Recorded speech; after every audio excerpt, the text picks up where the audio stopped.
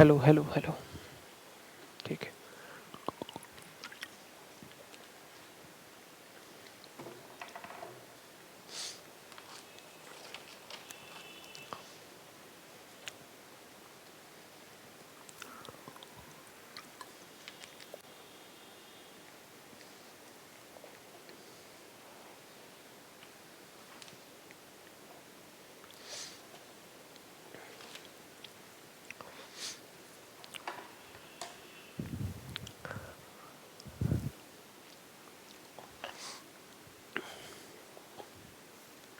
Hello everyone, linear algebra के एक और लेक्चर में आपका स्वागत है।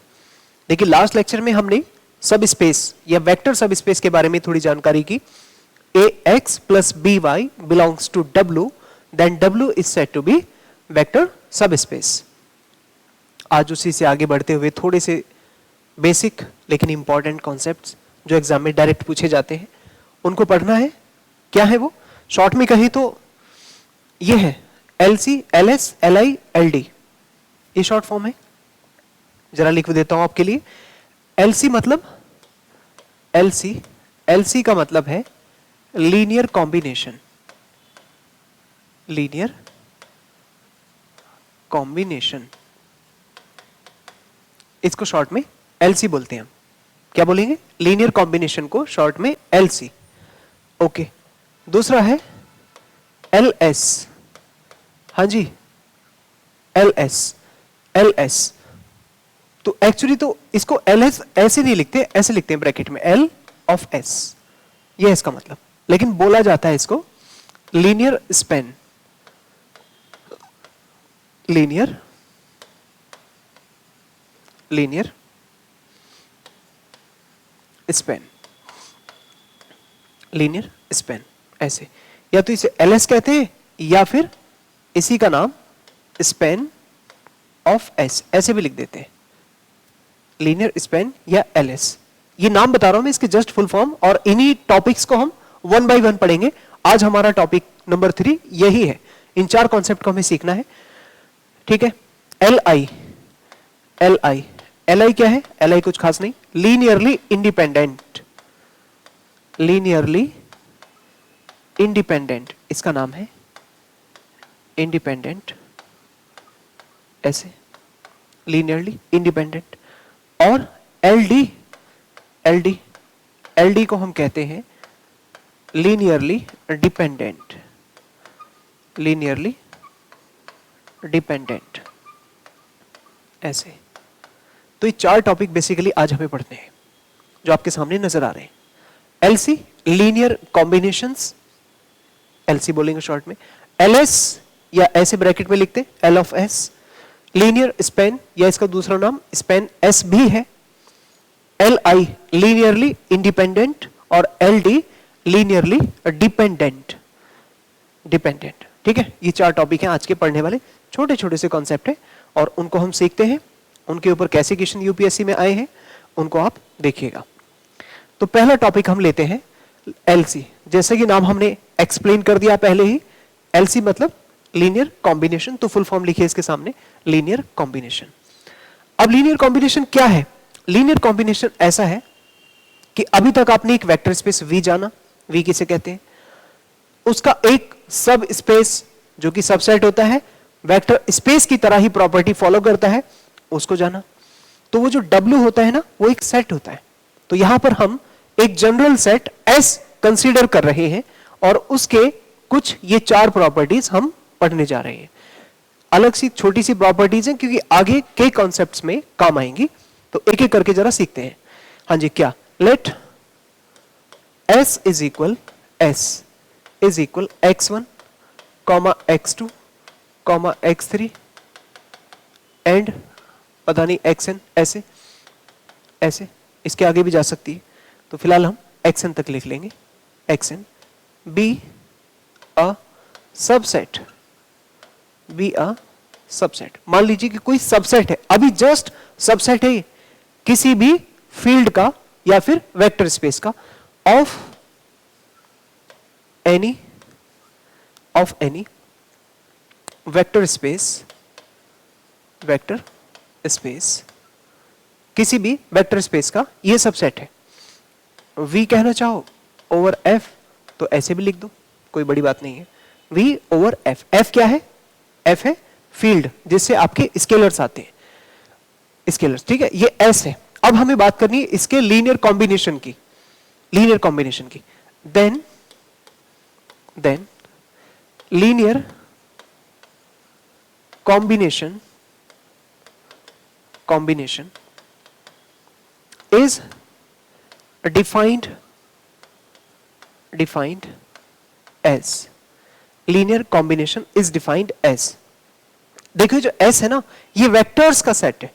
x1 x2 को मैं पूरी बुक में वेक्टर्स कह रहा हूं ना, A B C को स्केलर्स कह रहा हूं ना, तो यहां पर आपको समझना है कि x बोला तो ये वेक्टर्स का सेट है। किसका सेट है?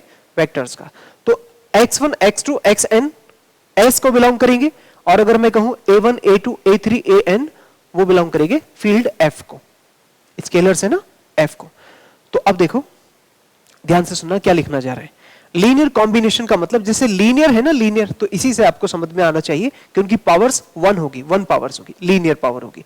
तो लीनियर और कॉम्बिनेशन का मतलब प्लस करना है, समिशन करना है, उनको प्लस माइनस करने वाली जो कैटेगरी है उसी को समझना है। तो देखिए जरा क्या है, linear combination is defined as, उसको आप लिखते हैं LC, linear combination is equal, linear combination देखो क्या लिखते हैं, a1 x1 plus a2 x2 plus a3 x3 and an xn, ये सभी के सभी a1 a2 a3 an किसको बिलोंग करेंगे? F को, फील्ड को, और x1 x2 x3 xn किसको बिलोंग करेंगे? S को। क्या बात समझ में आ गई? For all a1 a2 up to an belongs to F and x1 x2 up to xn belongs to S। तो ये जो है ये लीनियर कॉम्बिनेशन कहलाता है, इस चीज को आप लीनियर कॉम्बिनेशन कहते हैं। LC कॉम्पैक्ट फॉर्म पढ़िए इसकी, कॉम्पैक्ट फॉर्म ये सबसे इंपॉर्टेंट है, क्योंकि हम इतना ज्यादा लेंदी एक्सप्रेशन नहीं लिखने वाले, हम इसको कॉम्पैक्ट फॉर्म में पढ़ेंगे। कॉम्पैक्ट फॉर्म कितना सिंपल है, देखो LC linear combination is equal, linear combination is equal, ऐसे पढ़ते हैं, summation I varies 1 to n, ऐसे I की वैल्यू 1 to n, और ऐसे बोलते हैं AI into XI, ऐसे AI into XI, for all AI belongs to field and XI belongs to S, ये सेट S को बिलोंग करते हैं। तो ये जो हमने कॉम्पैक्ट फॉर्म लिखी है यही फॉर्म इसी की है, इसको हमने सीरीज फॉर्म में लिख दिया एक्सपेंड करके, और ये इसकी कॉम्पैक्ट फॉर्म समिशन फॉर्म में है। तो दोनों के दोनों एक्सप्रेशन क्या, लीनियर कॉम्बिनेशन इसलिए कहलाए क्योंकि यहां जो वेरिएबल x है ना उनकी पावर 1 है। समझ में है? अब आपसे एक सवाल, ये जो आपके सामने लिखा है a1 से लेकर an तक, या ऐसे कहूं तो मुझे आप बताने की एक ही जहमत उठाओगे कि ये पूरा एक्सप्रेशन जो लिखा है जिसको मैंने LC बोला, ये कितने एलिमेंट्स हैं? ध्यान से देखिए, मैं आपसे पूछूं कि ये एक एक्सप्रेशन लिखा मैंने, ये जवाब भी दे दिया मैंने, ये एक एक्सप्रेशन लिखा मैंने, ये तो ये कितने एलिमेंट है? एलिमेंट एक ही है। मतलब जिस तरह से आपने लिखा a1 x1 a2 x2 a3 x3 an xn, इस टाइप से एक चेन बनी, तो ये एक चेन है। तो चेन कितनी है? एक। इस चेन का नाम, लीनियर कॉम्बिनेशन का नाम, ये एक एलिमेंट है। क्या है ये? एक एलिमेंट। इसी तरह से अगर मैं a1 ना लेकर b1 लूं, दूसरी चेन बनेगी ना, b1 x1 b2 x2 b3 x3 bn xn, तो वो दूसरा एलिमेंट हो जाएगा। क्या तुम्हें समझ में है? ये पूरा एक्सप्रेशन एक एलिमेंट है, एक चेन है, तो वो एक चेन को एक एलिमेंट कह रहे। ये पूरा एक एलिमेंट है A1 के साथ, A2, A3 इस तरह, और इस तरह अगर मैं A की जगह B यूज करूंगा तो वो दूसरा एलिमेंट, दूसरी चेन आ जाएगी। C1, C2, Cn यूज करूंगा तो तीसरा एलिमेंट आएगा। इस तरह से जितनी मैं अलग अलग चेन्स बना रहा हूं ना, जैसे ये है दूसरा एलिमेंट B, तीसरा C के साथ, तो इन सभी एलिमेंट्स को भी, इतने बड़े बड़े एलिमेंट्स, इतने चेन वाले एलिमेंट्स, इन सभी एलिमेंट्स को भी एक सेट के अंदर बंद करते हैं ना, एक डब्बे के अंदर बंद कर दो ना इन सभी चेन्स को, तो वो जो डब्बा है, वो जो कलेक्शन है, उस कलेक्शन को ही कहते हैं लीनियर स्पैन। क्या बोलते हैं? Linear span. तो लीनियर स्पैन क्या है? लीनियर कॉम्बिनेशंस का कलेक्शन है। आई बात समझ? तो ये मान के चलो ये एक चेन है, ये एक चेन है, ये एक सीरीज है। इन सभी चेन्स का एक पैकेट अगर आप बना दें तो पैकेट ही क्या कहलाता है? लीनियर स्पैन कहलाता है। तो कुछ और नहीं, वो एक सेट होगा। लीनियर कॉम्बिनेशन एक एक्सप्रेशन है, एक चेन है, एक एलिमेंट है, लेकिन इस तरीके के सभी एलिमेंट्स को एक जगह कलेक्ट कर दें तो वो क्या कहलाएगा? लीनियर स्पैन कहलाएगा। वो एक सेट होगा जिसके अंदर सभी एलिमेंट इतनी बड़ी बड़ी चेन वाले होंगे, ऐसे चेन के रूप में रखे होंगे, समेशन की फॉर्म में लिखे होंगे, उसका एक एलिमेंट इस फॉर्म का होगा। बात समझ में आई? तो ये कहलाता है वो कलेक्शन लीनियर स्पैन। तो यही डेफिनेशन है हमारी नेक्स्ट, लीनियर स्पैन, LS। तो LS मैंने अभी आपको समझा दिया, वही बस जस्ट हमें यहां नोट करना है। लिखिएगा, कैसे लिखेंगे? Let S is equal x1 x2 xn be a subset of V over F then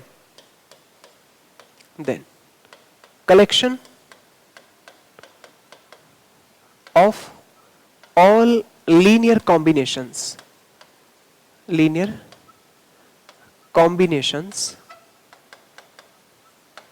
of all linear combinations of S is called linear span of S denoted by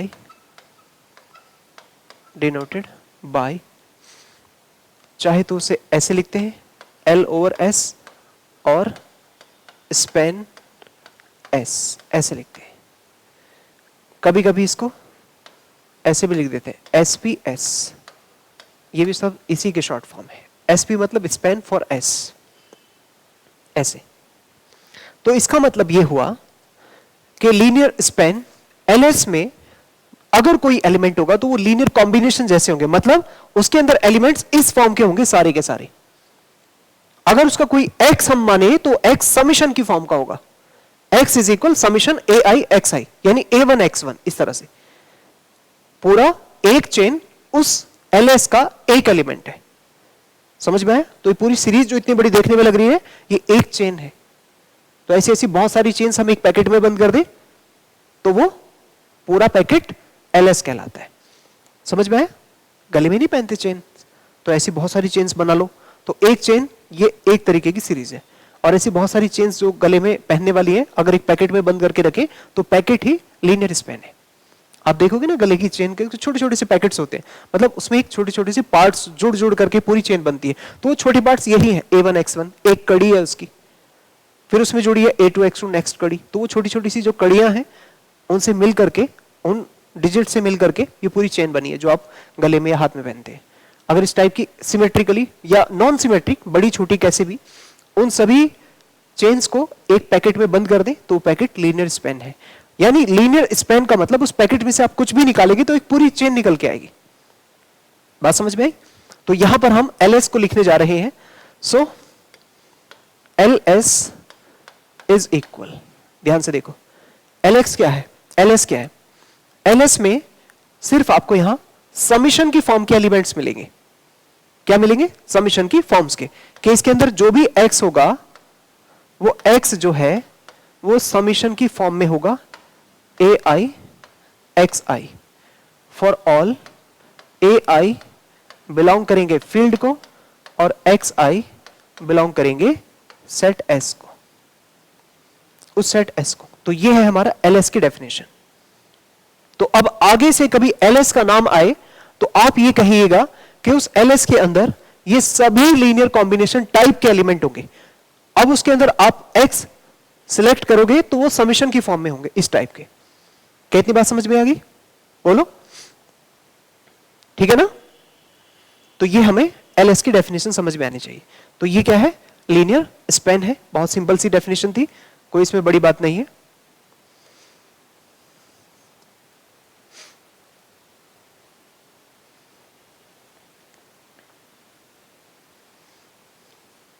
देख लो एक बार, अगर कुछ पूछना है तो इसमें से यही है बस, इसमें और कुछ भी नहीं।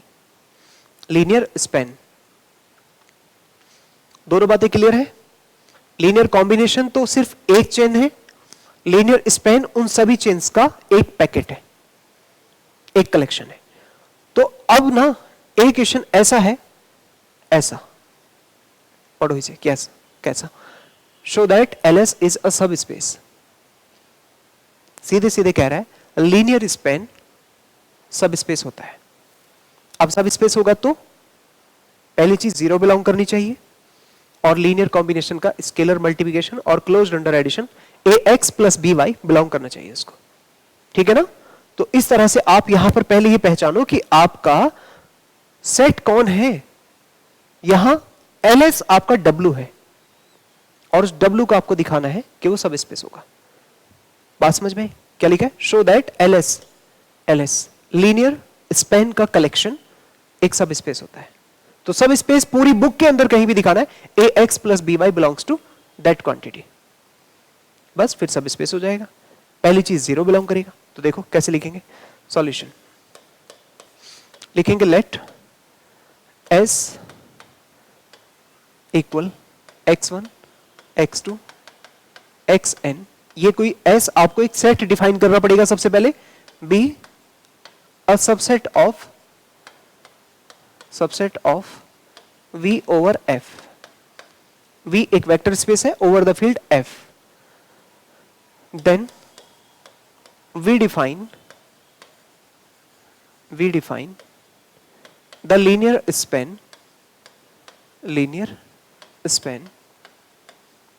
LS as linear span LS as, हाँ जी LS। बताओ LS की वैल्यू क्या आएगी? LS के अंदर कुछ भी रहेगा, कोई एलिमेंट, तो उस एलिमेंट की जो फॉर्म है वो समीशन की फॉर्म में होगी AI इंटू XI। बस ऐसे लिख दो शॉर्ट में। I वेरीज 1 to n लिखो या मत लिखो, अंडरस्टूड है वो। इसके आगे बताना पड़ेगा सभी AI स्केलर्स हैं, that's why they will belongs to F, and XI vectors हैं, तो ये S को बिलोंग कर रहे हैं। S उसी ऊपर वाले एलिमेंट से यहां टू शो LS क्या कर रहे हैं? Show LS is a vector subspace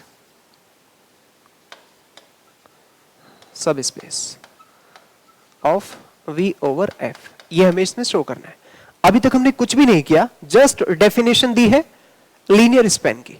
अब इसे सब स्पेस दिखाना है, तो पहला काम इसमें दिखाना होगा कि जीरो बिलोंग करता है लीनियर स्पैन को, जीरो बिलोंग करता है लीनियर स्पैन को। तो लिखेंगे नंबर 1, देखो जो जीरो है, जीरो, तो आप जीरो कैसे लिख सकते हैं? Zero into x1, zero into x2 and zero into xn। तो जीरो की भी एक चेन बन गई, और जैसे ये चेन बनी तो आप इसे क्या कह सकते हो? इसे ऐसे कह सकते हो जीरो इंटू xi। तो ये किसको बिलोंग करने लगेगा? ये LS को बिलोंग करेगा कि नहीं? जो चेन की फॉर्म में है, समीशन की फॉर्म में, वो LS में रहेगा। इसका मतलब जीरो भी LS को बिलोंग कर रहा है। It implies zero belongs to LS। LS में रहने वाली चीजें इस चेन की फॉर्म में होंगी, और आप जीरो को चेन की फॉर्म में, सीरीज की फॉर्म में ऐसे एक्सप्रेस कर सकते हैं। तो ये जीरो भी LS को बिलोंग करेगा, पहली बात। दूसरी बात, अब यहां पर उसके लीनियर कॉम्बिनेशंस आप दिखाना चाहते हैं तो पहले आपको क्या करना पड़ेगा, to show ax plus by belongs to ls। अब हमें ये शो करना है, to show ax plus by belongs to ls। तो a और b तो स्केलर से, फील्ड से आएंगे, लेकिन x और y कहां से आएंगे, ls से आएंगे, ls। और ls में कौन रह सकता है, इस टाइप के समेशन वाले जितने भी एलिमेंट्स हैं। क्या बात समझ में आई? तो लिखेंगे लेट x इज इक्वल, कैसे कहिएगा, देखो ऐसे, summation ai xi, ai xi किसको बिलोंग कर रहा है, किसको बिलोंग कर रहा है, ls को, या एक साथ ही लिख देना, चलो ऐसे लिखो, and comma y is equal summation bi xi, ये दोनों के दोनों लीनियर स्पैन को बिलोंग कर रहे हैं, लीनियर स्पैन को। और सभी ai bi किसको बिलोंग करेंगे, ai कॉमा bi ये बिलोंग करेंगे फील्ड को। देखो आपको लिखना आना चाहिए, बस कनेक्शन है ये, बाकी तो सारी चीजें अपने आप ही लिखती चली जाती हैं कि आप जो इसमें यूज कर रहे हैं वो लीनियर कॉम्बिनेशन है तो समेशन होगा। ये ai bi क्या है, स्केलर्स है, तो वो फील्ड को बिलोंग करेंगे। और जो xi है वो किसको बिलोंग करेगा, वो s को बिलोंग करेगा, तो वो भी लिख दो नीचे, and xi belongs to s, ऐसे xi बिलोंग्स टू s। बस आपको जस्ट लिखने का तरीका आना चाहिए, आप किसके बारे में बात कर रहे हैं, क्या दिखाना चाहते हैं। तो x जो है, जो अभी तक हम ax प्लस by दिखाएंगे, तो x कोई एलिमेंट ls से लेना होगा, तो ls से एलिमेंट आएंगे समेशन की फॉर्म के, यहां भी समेशन की फॉर्म के। और फिर आप ax प्लस by दिखाना चाहते हैं तो a और b फील्ड से कोई दो एलिमेंट पकड़े और ax प्लस by की वैल्यू निकाले। तो क्या लिखेंगे, नाउ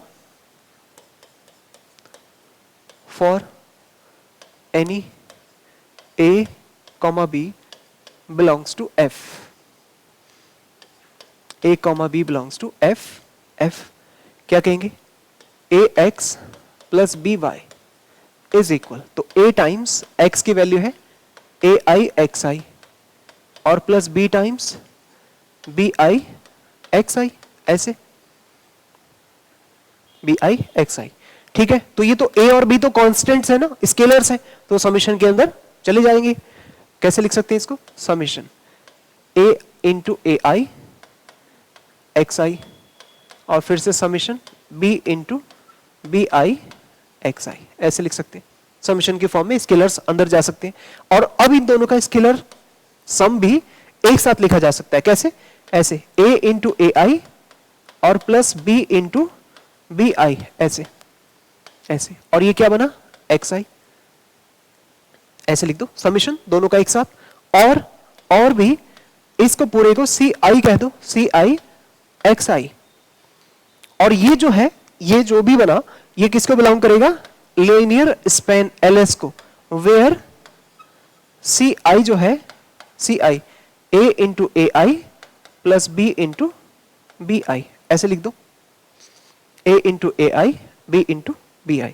हमने इस पूरी चीज को ci कंसीडर कर लिया ताकि आप सीधा सीधा देख पाए कि ये भी एक चेन बनी, ये भी एक सीरीज बन गई, और जो भी सीरीज होगी वो किसको बिलोंग करेगी, ls को। और यहां ये सीरीज कौन थी, ax प्लस by है, तो इट इंप्लाइज, हाँ जी कैसे लिखेंगे, it implies that ax plus by belong करने लग गया किसको, ls को। Hence ls is a vector subspace of v over f। बस ऐसे लिखते हैं, बताओ समझ में आए के बाद, बोलो। बस पूरी बुक में यही कहानी चलेगी, जो भी नई टर्मिनोलॉजी आएगी सबसे पहला काम यही होगा कि उसको सब स्पेस दिखाना है। सब स्पेस दिखाने के लिए कुछ भी नहीं, ax plus by belongs to that quantity, बस इतना ही है। ध्यान रहे कि आप किस सेट को सब स्पेस दिखा रहे हैं, तो उसको पहले डिफाइन करना सीख लो। यहां सबसे बड़ी इंपॉर्टेंट बात, सेट को डिफाइन करना ही आना चाहिए। यहां जैसे कि लीनियर स्पैन है तो उसके अंदर सभी की सभी सीरीज होंगी, चेन्स होंगी, एक चेन एक एलिमेंट है, तो हम उसको समेशन की फॉर्म में एक एलिमेंट x मानेंगे, दूसरा एलिमेंट समेशन की फॉर्म में उसे y मान लेंगे, ठीक है। तो इस तरह ax by इन सब की वैल्यू निकल के आ जाएगी। क्या इतनी बात समझ में आ गई? उसके बाद ये हो गया आपका कि A X plus B Y L S को बिलोंग करे तो एल एस भी क्या होगा, सब स्पेस हो जाएगा। ठीक है जी, सिंपल है। अब देखो इस टाइप के क्वेश्चन एग्जाम में पूछे जाते हैं, जैसे आपके सामने लिखा है क्वेश्चन नंबर 1, पढ़ो ध्यान से। For what value of m the vector m31 is a linear combination of e1 and e2, e1 and e2। ये बहुत ज्यादा इस टाइप के क्वेश्चन पूछे जाते हैं इस टॉपिक से। हाँ जी, हमसे पूछा किस वैल्यू के लिए m31 एक लीनियर कॉम्बिनेशन होगा e1 कॉमा e2 का। देखो आपका काम ये है कि वो या तो कभी इस तरह से m की वैल्यू पूछेंगे या फिर बोलेंगे कि क्या कोई पहला वेक्टर बाकी के वेक्टर्स का लीनियर कॉम्बिनेशन बन सकता है क्या, लीनियर कॉम्बिनेशन। तो सॉल्यूशन करने से पहले जो गिवन है ना उसको ठीक से करके लिख लो। जैसे मान लो कि गिवन है, उसको पहले आप e मान लो m31 ऐसे, और बाकी जो क्वांटिटी जिनके रेस्पेक्ट में आपको निकालना है ये e1 e2 दी होंगी या फिर आप उन्हें e1 e2 मान लेना ऐसे 3 2 1 एंड e2 2 1 0 ऐसे 2 1 0। ध्यान से समझो, ये e मान लेना एक को जिसे आपने एक्सप्रेस करना है या वैल्यू निकालनी है, जिनकी टर्म्स में निकालनी है उन्हें e1 e2 e3 इस तरह से कंसीडर कर लेना। और फिर आप क्या कहना, आप ये कहना then linear combination is, linear combination is, देखो कैसे लिखेंगे, E is equal A1 E1 plus A2 और A2, ये वेक्टर्स जैसे भी लिख रहे थे ना A1 X1 plus A2 X2, तो यहां पर उसने वेक्टर्स को E1 E2 बोला होगा, तो इस तरह से आप उन्हें E1 E2 कह देना। ठीक है, ये E1 है, ये E2 है, एक E1 है एक E2 है, E2 इक्वल 2 1 0 ऐसे। तो ये है लीनियर कॉम्बिनेशन लिखने का तरीका कि जो गिवन है या जिसकी वैल्यू निकालनी है या जिसे एक्सप्रेस करना है अदर्स की टर्म्स में, तो उन्हें अदर्स को E1 E2 मानो और फिर ये A1 A2 इन सब की वैल्यू आपको निकालनी है। क्या करना है आपको, A1 A2 इन सब की वैल्यू आपको निकालना है। तो देखो इसको रखो यहां M, 3, 1 ऐसे A1 तो ये 3 2 1 और प्लस A2 2 1 0। और अब बिल्कुल सीधा डायरेक्ट आप यहां से इक्वेशंस बना सकते हैं। कैसे, देखो M 3 1 और यहां से देखो इसको कैसे लिख सकते हैं 3A1 यहां से और प्लस करके आगे से 2A2। फर्स्ट कोऑर्डिनेट्स एक साथ लिख दिए मैंने, मल्टीप्लाई और सम दोनों एक साथ कर सकते हैं, क्या दो बार करना, अब तो बच्चे सीख गए हम। तो क्या कर सकते हैं 2A1 प्लस A2 और थर्ड कोऑर्डिनेट क्या आएगा A1 ओनली A1 ऐसे। A2 देखो ना थर्ड कोऑर्डिनेट 0 हो जाएगा, तो मल्टीप्लाई और प्लस मैंने एक साथ कर दिया। उसके बाद आपने क्या करना है, इसे कंपेयर करना है, इनको कंपेयर करना है, फर्स्ट कोऑर्डिनेट फर्स्ट से, सेकंड से, थर्ड से। तो क्या लिखेंगे M is equal 3A1 plus 2A2 ऐसे, फिर 3 is equal 2A1 plus A2 ऐसे, और फिर लास्ट 1 इज इक्वल A1 ऐसे। इस तरह से आप कंपेयर करेंगे, सभी क्वेश्चंस ऐसे होंगे। पहले आप लीनियर कॉम्बिनेशन बनाएं और इनको आपस में सॉल्व करके A1 A2 की वैल्यू निकालेंगे और उसे उठा करके यहां रखेंगे तो M की वैल्यू आ जाएगी। देखो जैसे कि A1 की वैल्यू 1 आ रही है, उसे यहां रखेंगे तो A2 की वैल्यू मिल जाएगी आपको। हाँ जी बताओ, यहां रखेंगे तो 3 इज इक्वल 2 और प्लस A2, तो A2 की वैल्यू 1 आ गई। समझ पाए, ये वैल्यू इधर रखी और फिर ये दोनों वैल्यू इधर रखो, दोनों वैल्यूज, तो ये वैल्यू इधर रखेंगे तो क्या आएगा, हाँ जी M is equal 3 plus A1 और ये A2, तो 5 आ जाएगा। तो M की वैल्यू 5 ऐसे, M की वैल्यू 5। तो या तो कभी कभी वो इस टाइप से M की वैल्यू पूछेंगे कि लीनियर कॉम्बिनेशंस के बनने पर M की क्या वैल्यू होनी चाहिए।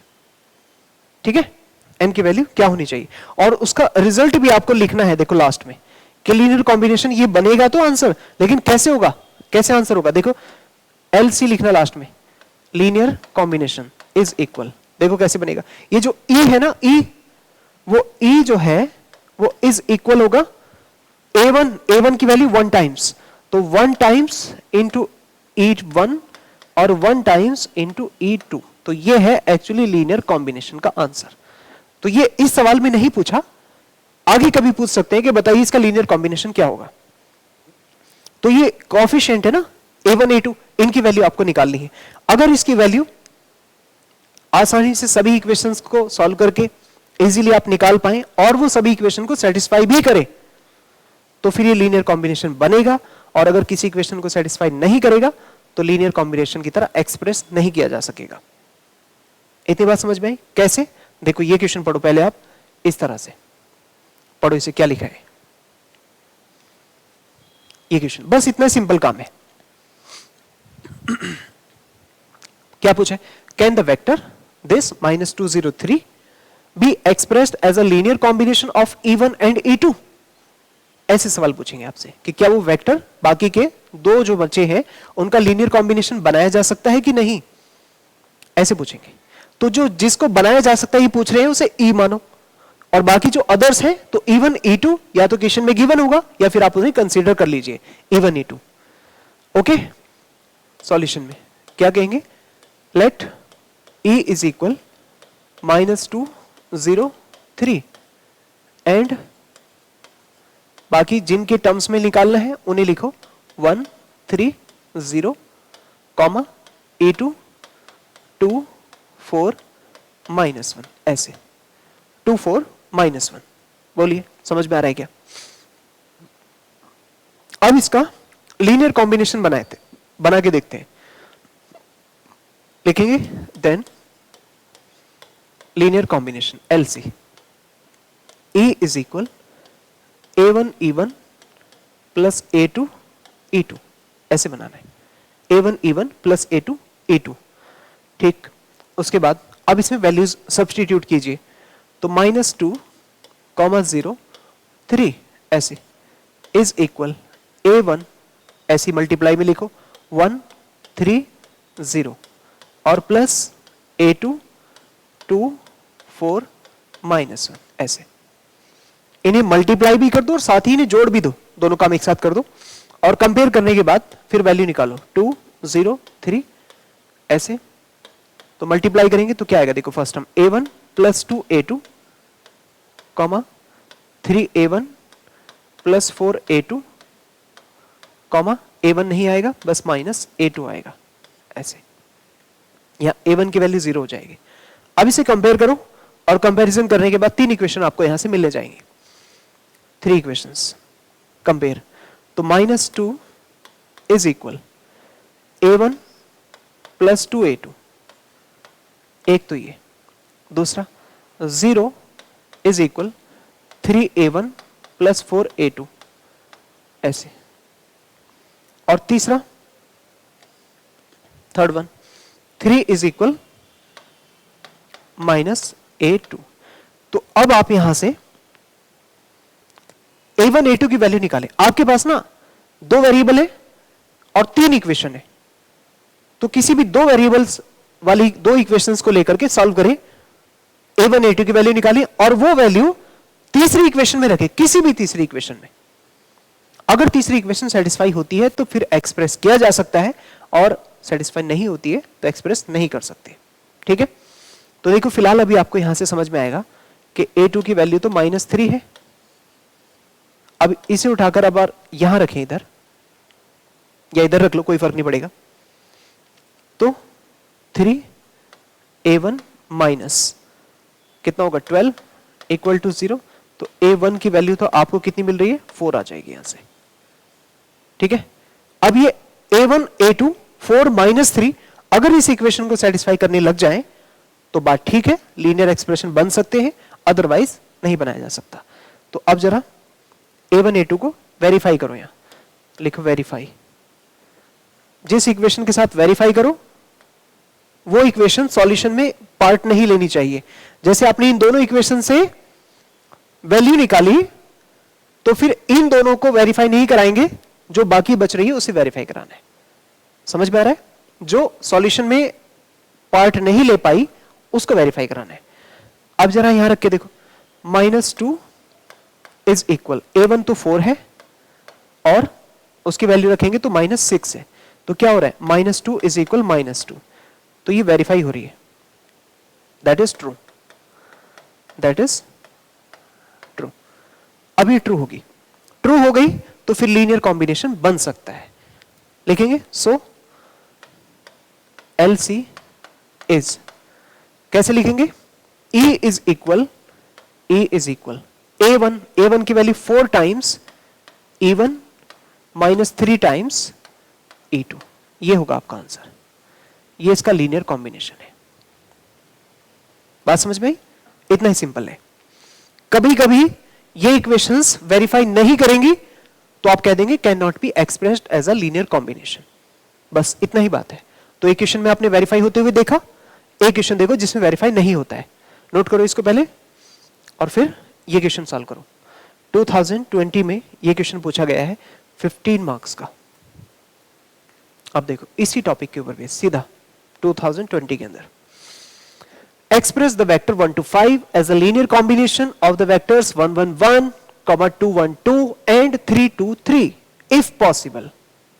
आगे लिख दिया उसने, if possible, अगर पॉसिबल है तो एक्सप्रेस करो, एंड जस्टिफाई योर आंसर। तो आंसर का जस्टिफिकेशन लास्ट में यही देना है कि थर्ड इक्वेशन वेरीफाई हो रही है या नहीं हो रही है। हो रही है तो फिर वो उसको एक्सप्रेस कर सकते हैं, नहीं हो रही है तो फिर वो एक्सप्रेस नहीं की जा सकेगी। तो जो फंक्शन, जो वेक्टर आपको एक्सप्रेस करना है उसे ई मानो, और बाकी जो गिवन वेक्टर्स की टर्म्स में आपको निकालना है उन्हें E1 E2 E3 मानो, ऐसे।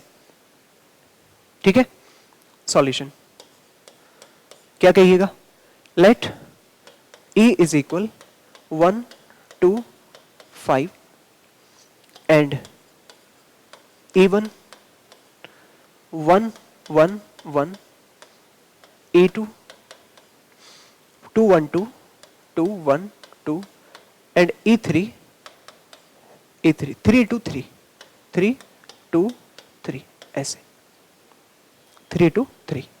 और अब उसका लीनियर कॉम्बिनेशन बनाए और उसके हिसाब से वैल्यू निकालेंगे। Then linear combination LC, E is equal A1 E1 plus A2 E2 plus A3 E3, ऐसे A1 E1 A2 E2 A3 E3। Value रखो, कंपेयर करो, 3 इक्वेशन बनेगी और उन्हें सॉल्व करो। देखते हैं सॉल्यूशन करके आंसर निकल के लाते हो कि नहीं। जल्दी से सॉल्व करना है, वैल्यूज निकालनी है। फिलहाल मैं थोड़ी मदद करता हूं आपकी। 1 to 5 A1 1 1 1 plus A2 2 1 2 2 1 2 plus A3 3 2 3, ऐसे। तो 1 2 5 इज इक्वल, यहां से मिलेगा A1 plus 2 A2, A1 plus 2 A2 plus 3 A3।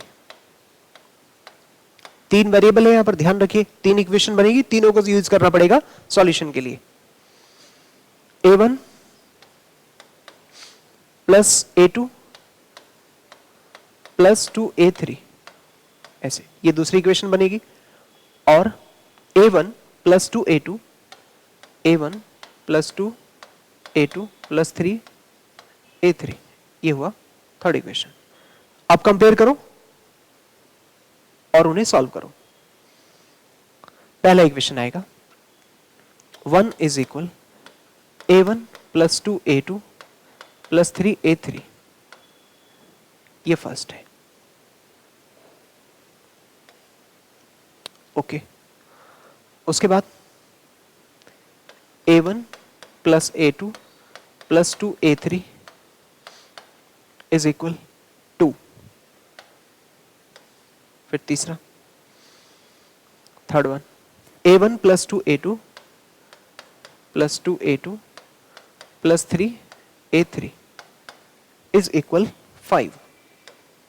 अब देखो, पिछले क्वेश्चन की तरह 3 इक्वेशन थी, 2 वेरिएबल थे। तो हमने किसी दो को यूज करके थर्ड को वेरीफाई कराया। अब यहाँ तीन ही इक्वेशन है, तीन ही वेरिएबल्स आपको निकालने हैं, तो तीनों इक्वेशंस आपको यूज करनी पड़ेगी। दो तरीके हैं, या तो किन्हीं दो को पकड़ के क्रॉस मल्टीप्लाई कराओ, तीसरे में रख करके वेरिएबल आ जाएगा, या फिर यह है कि बाकी दो दो को सॉल्व करें और उसे सॉल्व करने के बाद एक वेरिएबल कैंसिल कर लें किन्हीं दो को लेके, फिर बाकी दूसरी दो लें, उनको वही वेरिएबल कैंसिल करके और जो बच रहा है उन्हें सॉल्व करके निकाल दें। बताओ कैसे करोगे? मुझे लगता है कि a1 यहां से कैंसिल हो जाएगा और यहां से भी a1 कैंसिल हो जाएगा, तो इसको इसके नीचे रख दो, तो क्या आएगा? ये उल्टा लिख दिया मैंने इसे। चलो 2 is equal a1 plus a2 plus 2a3 ऐसे कर लो, और इन्हें माइनस कर लेना, माइनस कर लो इन्हें। सही रहेगा? ऐसे माइनस, तो ये कट हो गया, और -1 इज इक्वल कितना मिलेगा यहां से? a2 और माइनस प्लस a3। सही है, a2 प्लस a3, तो यहां से a2 a3 की वैल्यू मिल रही है। वही चीज आप यहां भी कर लो, इन्हें उठाओ यहां रखो, तो क्या आएगा देखो, a1 plus a2 plus 2a3 is equal to 2, और फिर से माइनस कर लो ऐसे। मैं वो मेथड करा रहा हूं जो आपको आसान लगे, तो ये कट हो जाएगा फिर से, तो यहां से क्या आएगा? a2 plus a3 is equal to 0। अब देखो,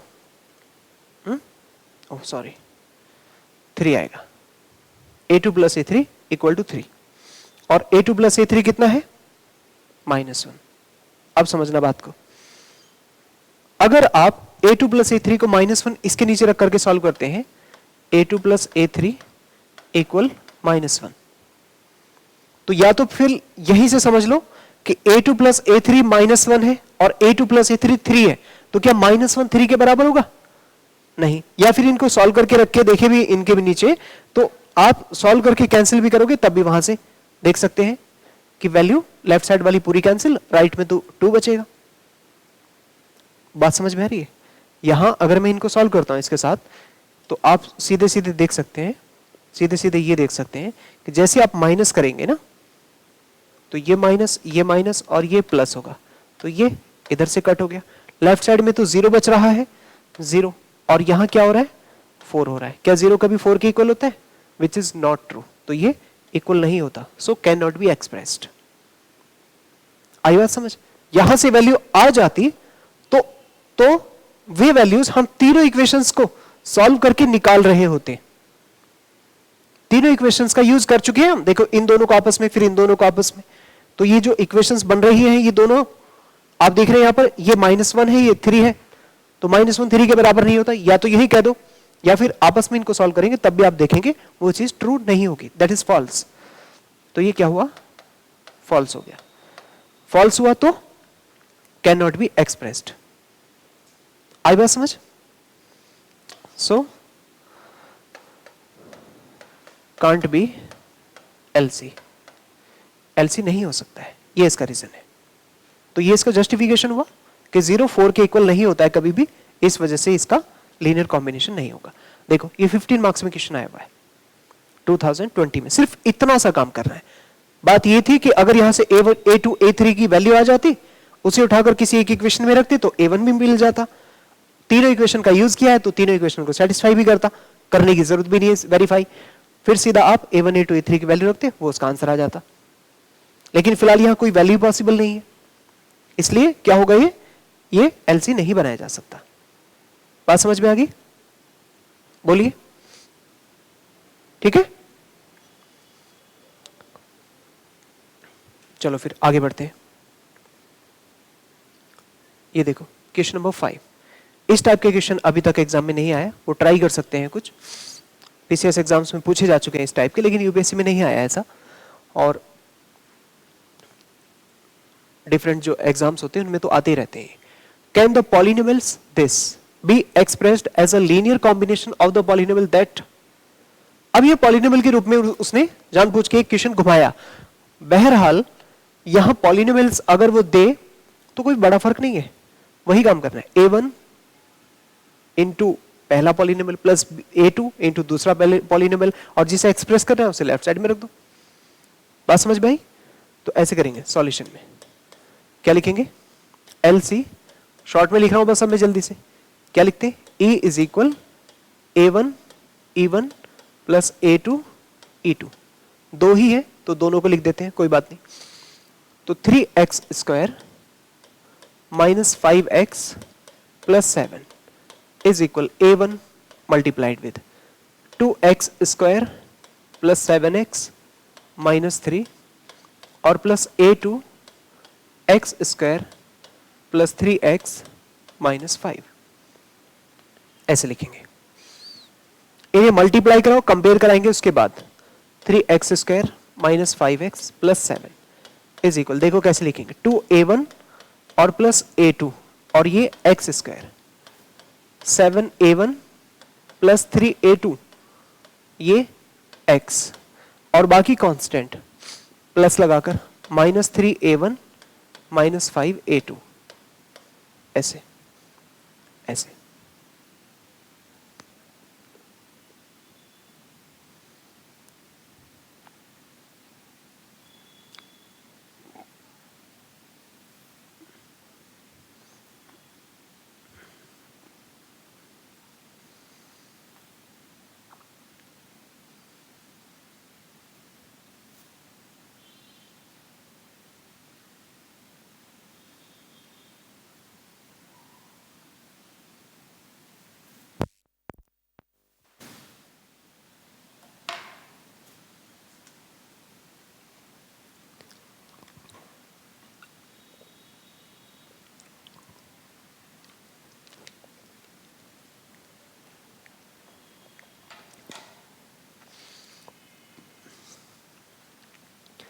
हाँ जी, तो बताइए, जैसे भी पिछले क्वेश्चंस में पोजीशन वाइज कंपेयर कर रहे थे ना, यहां पे वो कोफिशिएंट वाइज कंपेयर हो जाएंगे, है ना?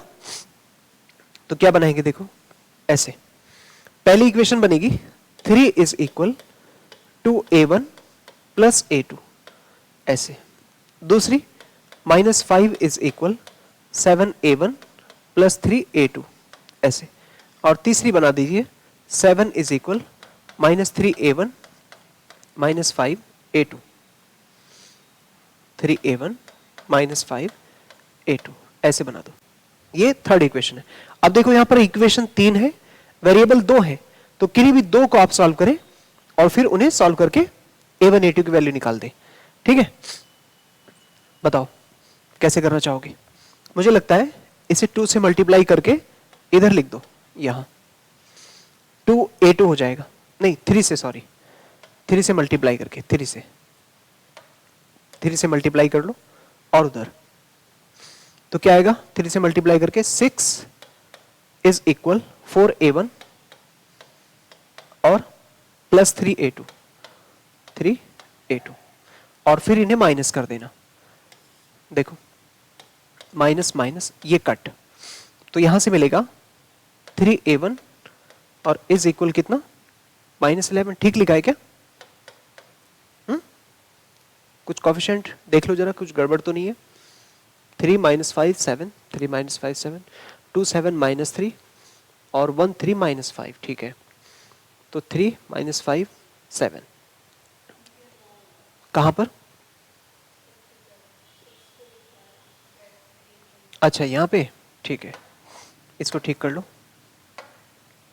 ये होगा 9 होगा, ठीक। और ये 3 2 6 हो जाएगा। ठीक है, इसे ठीक करके लिख देते हैं।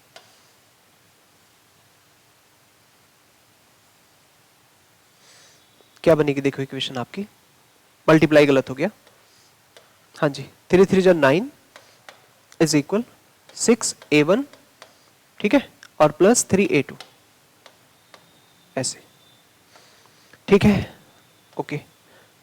अब ये कैंसिल हो गया जब माइनस करेंगे आप, तो कितना हो गया? 14 minus 14 is equal to A1, just 14 minus का। अब इसे उठाकर वापस इधर ही रख दो, क्योंकि इन दोनों को आपस में सॉल्व कर रहे हैं आप, इन दोनों को आपस में सॉल्व कर रहे हैं, तो यहां रखेंगे 14, तो 3 इज इक्वल माइनस 28 और प्लस A2, तो A2 की वैल्यू कितनी आएगी 31, देखना चेक करना, हाँ 31 है। अब ये A1 A2 की वैल्यू तो आ गई, लेकिन अब देखना वेरीफाई करेंगे इधर इसको, तो अब इसे वेरीफाई और करना है, क्या करना है वेरीफाई। तो अब यहां पर इसे वेरीफाई कराओ थर्ड इक्वेशन को, अगर इक्वल आएगी तो ठीक है, नहीं तो कैन नॉट बी एक्सप्रेस्ड। तो 7 इज इक्वल 3 A1, तो प्लस 14 3 जा 42, ठीक है, और ये माइनस माइनस 155, ऐसे इक्वल तो नहीं आ रहा ना, तो ये आ रहा है 7 नॉट इक्वल 42, तो माइनस का 113 103,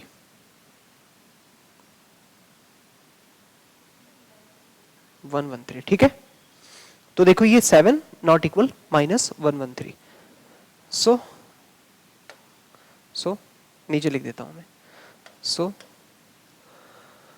given polynomial E cannot be expressed as LC of E1 E2 E1 and E2, बस दो ही हैं E1 and E2, इस तरह से लिख देंगे, ठीक है। ये आपके आंसर का जस्टिफिकेशन होता है, ये वाला वैल्यूज तो यहां पे आ रही है लेकिन वो वेरीफाई नहीं हो रहा है। लास्ट क्वेश्चन में तो वैल्यूज ही नहीं पॉसिबल थी, इसमें देखो यहां दोनों A2 A3 ही कट हो गए थे, तो इस वजह से ये फॉल्स हो गया था। अब यहां ये चीज वैल्यूज आने के बाद वेरीफाई नहीं हो रही है, तो भी वो एक्सप्रेस नहीं किया जा सकता। तो इस टाइप से आपको करना है, अगर पॉलिनोमियल्स दे तो इनके कोएफिशिएंट कंपेयर करके इक्वेशन से A1 A2 की वैल्यू निकाली जाएगी, ठीक है। बात समझ में आई? देखो जरा ये वाला क्वेश्चन देखना, ये तो 2018 में ये वाला क्वेश्चन 10 मार्क्स में पूछा गया है यूपीएससी के अंदर। ये बहुत आसान है, देखो इसको कैसे करेंगे। इसमें दो वेक्टर्स दिए हैं, एक्सप्रेस बेसिस वेक्टर, हालांकि अभी बेसिस हम पढ़ेंगे आगे, लेकिन फिलहाल अभी इस क्वेश्चन को वहां से कनेक्ट कर सकते हैं आप।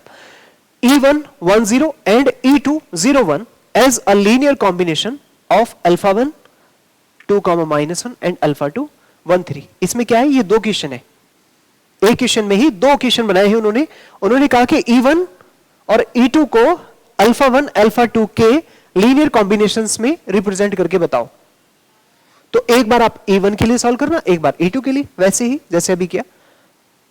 क्या करेंगे सॉल्यूशन में फॉर E1 इज इक्वल 1, 0, इसके लिए,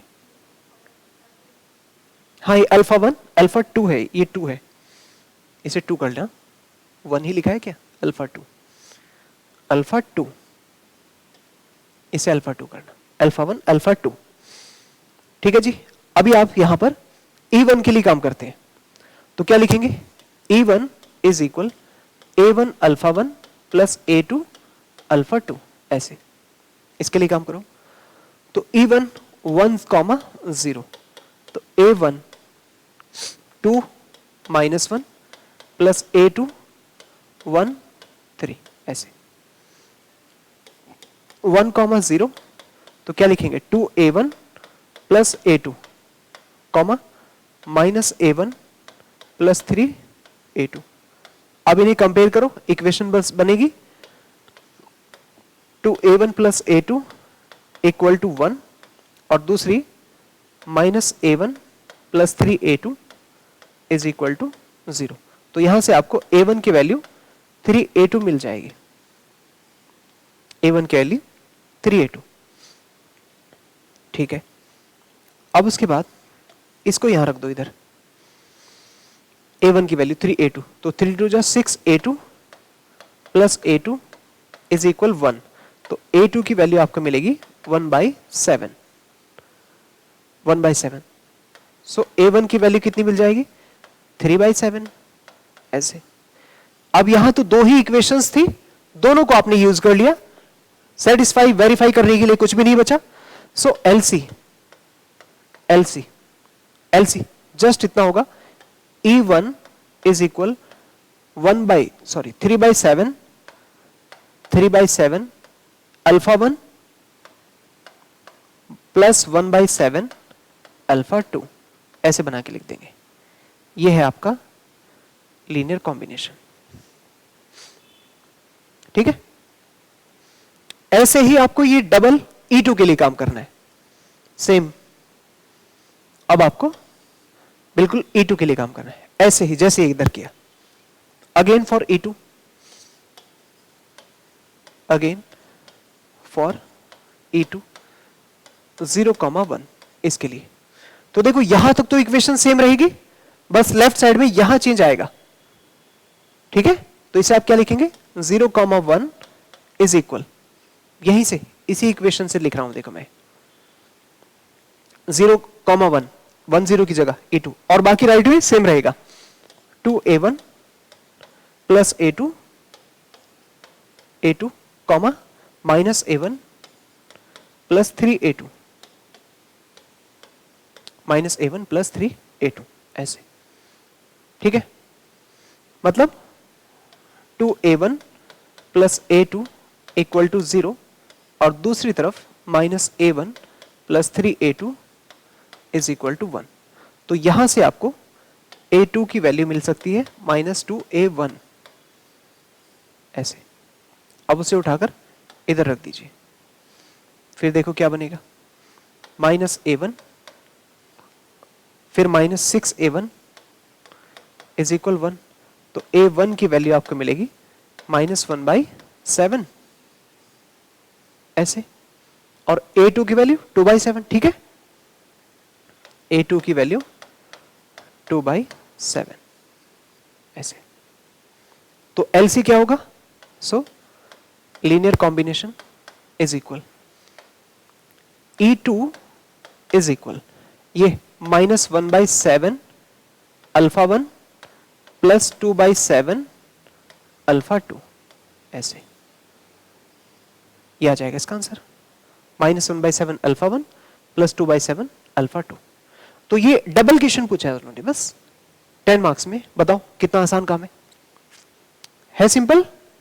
तो ये लीनियर अलजेब्रा जो है आपको बहुत स्कोरिंग टॉपिक है, इसमें आप बस कॉन्सेप्ट क्लियर कर लो और आपको सारी चीजें आसानी से सॉल्व होना शुरू हो जाती हैं। फिर अभी तक हमने दो ही कॉन्सेप्ट सीखे हैं, एक तो वेक्टर स्पेस ए अल्फा वो A X plus B Y belongs to W, और दूसरा ये एल आई एल सी का सिग्मा ए आई एक्स आई, ठीक है। तो ये था हमारा जो टॉपिक अभी तक किया हमने, वो एलसी के बारे में, एलएस के बारे में, लीनियर कॉम्बिनेशन के बारे में। इससे भी डायरेक्ट क्वेश्चन एग्जाम में आए हुए हैं, जैसा कि आपने इसमें देखा। अब हम थोड़ा सा आगे बढ़ते हैं लीनियर इंडिपेंडेंट और लीनियर डिपेंडेंट पर। ये बहुत इंपॉर्टेंट चीजें हैं, जरा ध्यान से समझते रहना है इसको। इसी तरह से लिखना, मैंने जानबूझ के इस तरह की स्लाइड बनाई आपके लिए, ताकि आप थोड़ा सा इनमें डिफरेंस समझ सके। डिफरेंस, डिफरेंस, हाँ जी, देखिए जरा डिफरेंस समझो इनका। अभी लिखना नहीं, मैं लिखने का टाइम देता हूं आपको, पहले समझ लो। देखो, अगर मैंने कोई सेट एस कंसीडर किया, कोई सेट एस कंसीडर किया, x1 x2 xn, जो कि सबसेट है V का या V ओवर F का, और इधर भी मैं वही बात लिखूं, x1 x2 xn, ये भी एक सबसेट है V ओवर F का। तो ये बताओ, इन दोनों में कोई फर्क है? कोई फर्क नहीं है, सेम चीज लिखी है बिल्कुल। अच्छा, ठीक, ध्यान से देखना, अभी ध्यान से देखो। नेक्स्ट, एक एक चीज साफ साफ क्लियर कट देखेंगे आपको। ये x1 x2 इस तरह से दोनों तरफ सेम सेट। अब यहां कि इसका जो LC मैं लिखूं, लीनियर कॉम्बिनेशन, लीनियर कॉम्बिनेशन, तो summation AI XI is equal to 0, और इसका भी जो लीनियर कॉम्बिनेशन है उसे क्या कहूं, A I X I is equal to 0 लिख सकते हैं भाई। लीनियर कॉम्बिनेशन अभी तो लिखना सीखा, दोनों तरफ मैंने यहां 0 कर दिया है। अभी बताओ इन दोनों में अभी तक कोई बात डिफरेंट नजर आ रही है आपको? कुछ डिफरेंस है? कुछ भी नहीं है, सेम है दोनों में। दोनों बातें एक ही तरफ जो लिखा है वही दूसरी तरफ लिखा है। बोलो ठीक है ये? क्या आप इस बात से एग्री कर रहे हैं कि अभी तक बिल्कुल ठीक है? सेम है ना, बिल्कुल सेम। अब आएगा फर्क। देखो फर्क क्या है, फर्क देखना। मैं हिंदी में लिख रहा हूं यहां, फर्क अब पड़ेगा, ठीक है? ये लो, अब देखना फर्क। डिफरेंस देखो, डिफरेंस, इनका डिफरेंस, ये डिफरेंस है, ठीक है? अब डिफरेंस देखना, यहां बोलेंगे डिफरेंस में, रेड पेन से लिख रहा हूं, red alert, all A I equal to 0, और यहां not all A I equal to 0। अगर not all A I equal to 0 है तब लीनियरली डिपेंडेंट, और सभी ए आई 0 है तो linearly independent. Linear combination A I X I equal to 0 करेंगे आप, अगर वहां से सॉल्व करके सभी A1 A2 A3 जो आपने निकाले, अगर वो सभी A1 A2 A3 सब 0 आ गए तो फिर कहेंगे Li, और सभी 0 नहीं आए, कम से कम एक नॉन 0 है, कम से कम एक, सभी 0 नहीं है, तो फिर बोलेंगे लीनियरली डिपेंडेंट। किसे? इस सेट के वेक्टर्स को। और ये बहुत इंपॉर्टेंट कॉन्सेप्ट है Li और Ld का, अभी सीख लो इसको। कि यहां तक मैंने जो दो बातें लिखी हैं व्हाइट कलर तक, वो सब सेम है, फर्क यहां पड़ता है। यहां सभी जो ए आई है, जो अभी तक आपने पीछे निकाली ना ये वैल्यूज, ये A1 A2 वगैरह वगैरह की, तो सब वो ए है जो इन सभी वेक्टर्स को LD बना रहे हैं। क्या बना रहे हैं? लीनियरली डिपेंडेंट बना रहे हैं। तो इस तरह से ये वाले जो एक्सप्रेशन है, ये जनरल रिप्रेजेंटेशन है उन्हीं बातों का, कि अगर सभी ए आई जो अभी तक आपने निकाले वो 0 हो जाए, तो फिर उन वेक्टर्स को जो गिवन है x1 x2 xn, इनको हम कहते हैं Li, और अगर ये सभी 0 ना हो, सभी 0 not all A I equal to 0, तब उसे कहेंगे हम लीनियरली डिपेंडेंट। क्लियर, समझ में आया? ये तो है बेसिक डेफिनेशन का मेथड, कि if the set S is defined such that LC is equal to 0 for all AI equal to 0, then S is Li,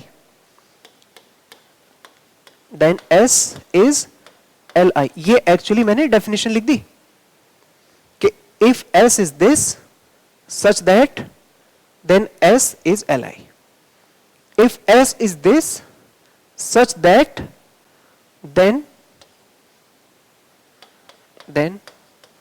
S is LD। बात समझ में आई? बस आपको यह ध्यान रखना है, ऑल ए आई 0 तो Li, ऑल ए आई 0 नहीं, कम से कम एक नॉन 0 तो LD, लीनियरली डिपेंडेंट। क्या इतनी बात समझ में आ गई? ये तो है बेसिक डेफिनेशन इनकी, और फर्क आपको यहां समझ में आ जाना चाहिए कि ये फर्क है। लेकिन अब मैं इसका आपको वर्किंग रूल समझाता हूं। मैं क्या समझाता हूं इसका?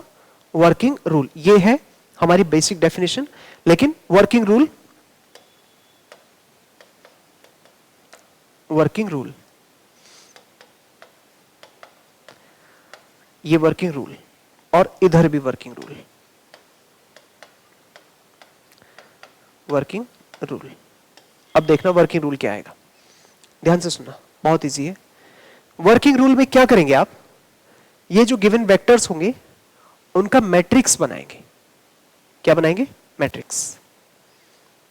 आगे लिख देता हूं, वर्किंग रूल में यही चीज आगे चल रही है, मतलब ये सोचो कि इसी के नीचे चलता जाएगा कंटिन्यू। मैंने ये स्लाइड डबल कर दी पहले ही, ताकि वर्किंग रूल इसके नीचे लिख दूं। वर्किंग रूल, ठीक है? देखो दोनों का वर्किंग रूल सेम है। वर्किंग रूल सेम क्या है, आप एक मैट्रिक्स बनाएंगे, क्या बनाएंगे, एक मैट्रिक्स बनेगा, इसे हम नाम देंगे मैट्रिक्स ऑफ गिवन वेक्टर्स।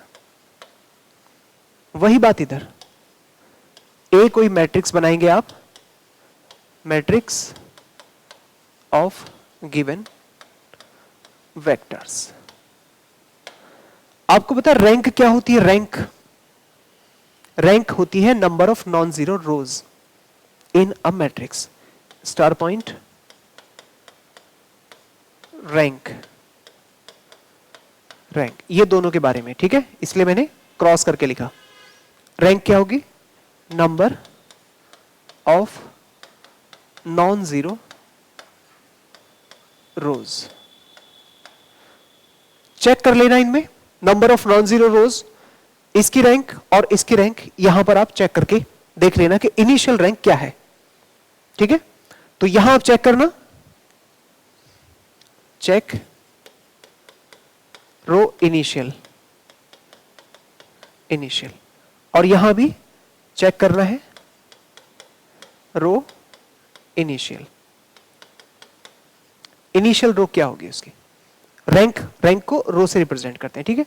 कभी आप सोचने लगे रो क्या है, रो मतलब रैंक है, रो से रिप्रेजेंट करते हैं। उसके बाद आप इसमें एलिमेंट्री ट्रांसफॉर्मेशन लगाना इन मैट्रिक्स में, अप्लाई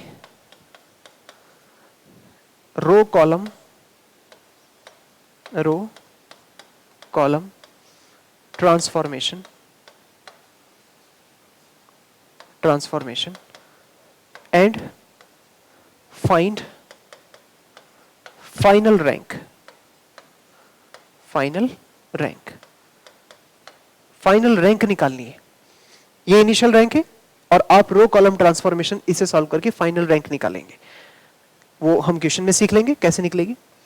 अगर रैंक चेंज नहीं हुई, इधर देखो इधर, अगर रैंक चेंज नहीं हुई तो LI, और रैंक चेंज हो गई तो LD। अब चेंज से क्या मतलब, पहले आपने इनिशियल रैंक देखी कि 3 रोज हैं उसके अंदर नॉन जीरो, तो इनिशियल रैंक 3, आपने एलिमेंट्री ट्रांसफॉर्मेशन लगाया, लास्ट में भी 3 ही नॉन जीरो रोज हैं, तो रैंक चेंज नहीं हो रही, तो LI होगा।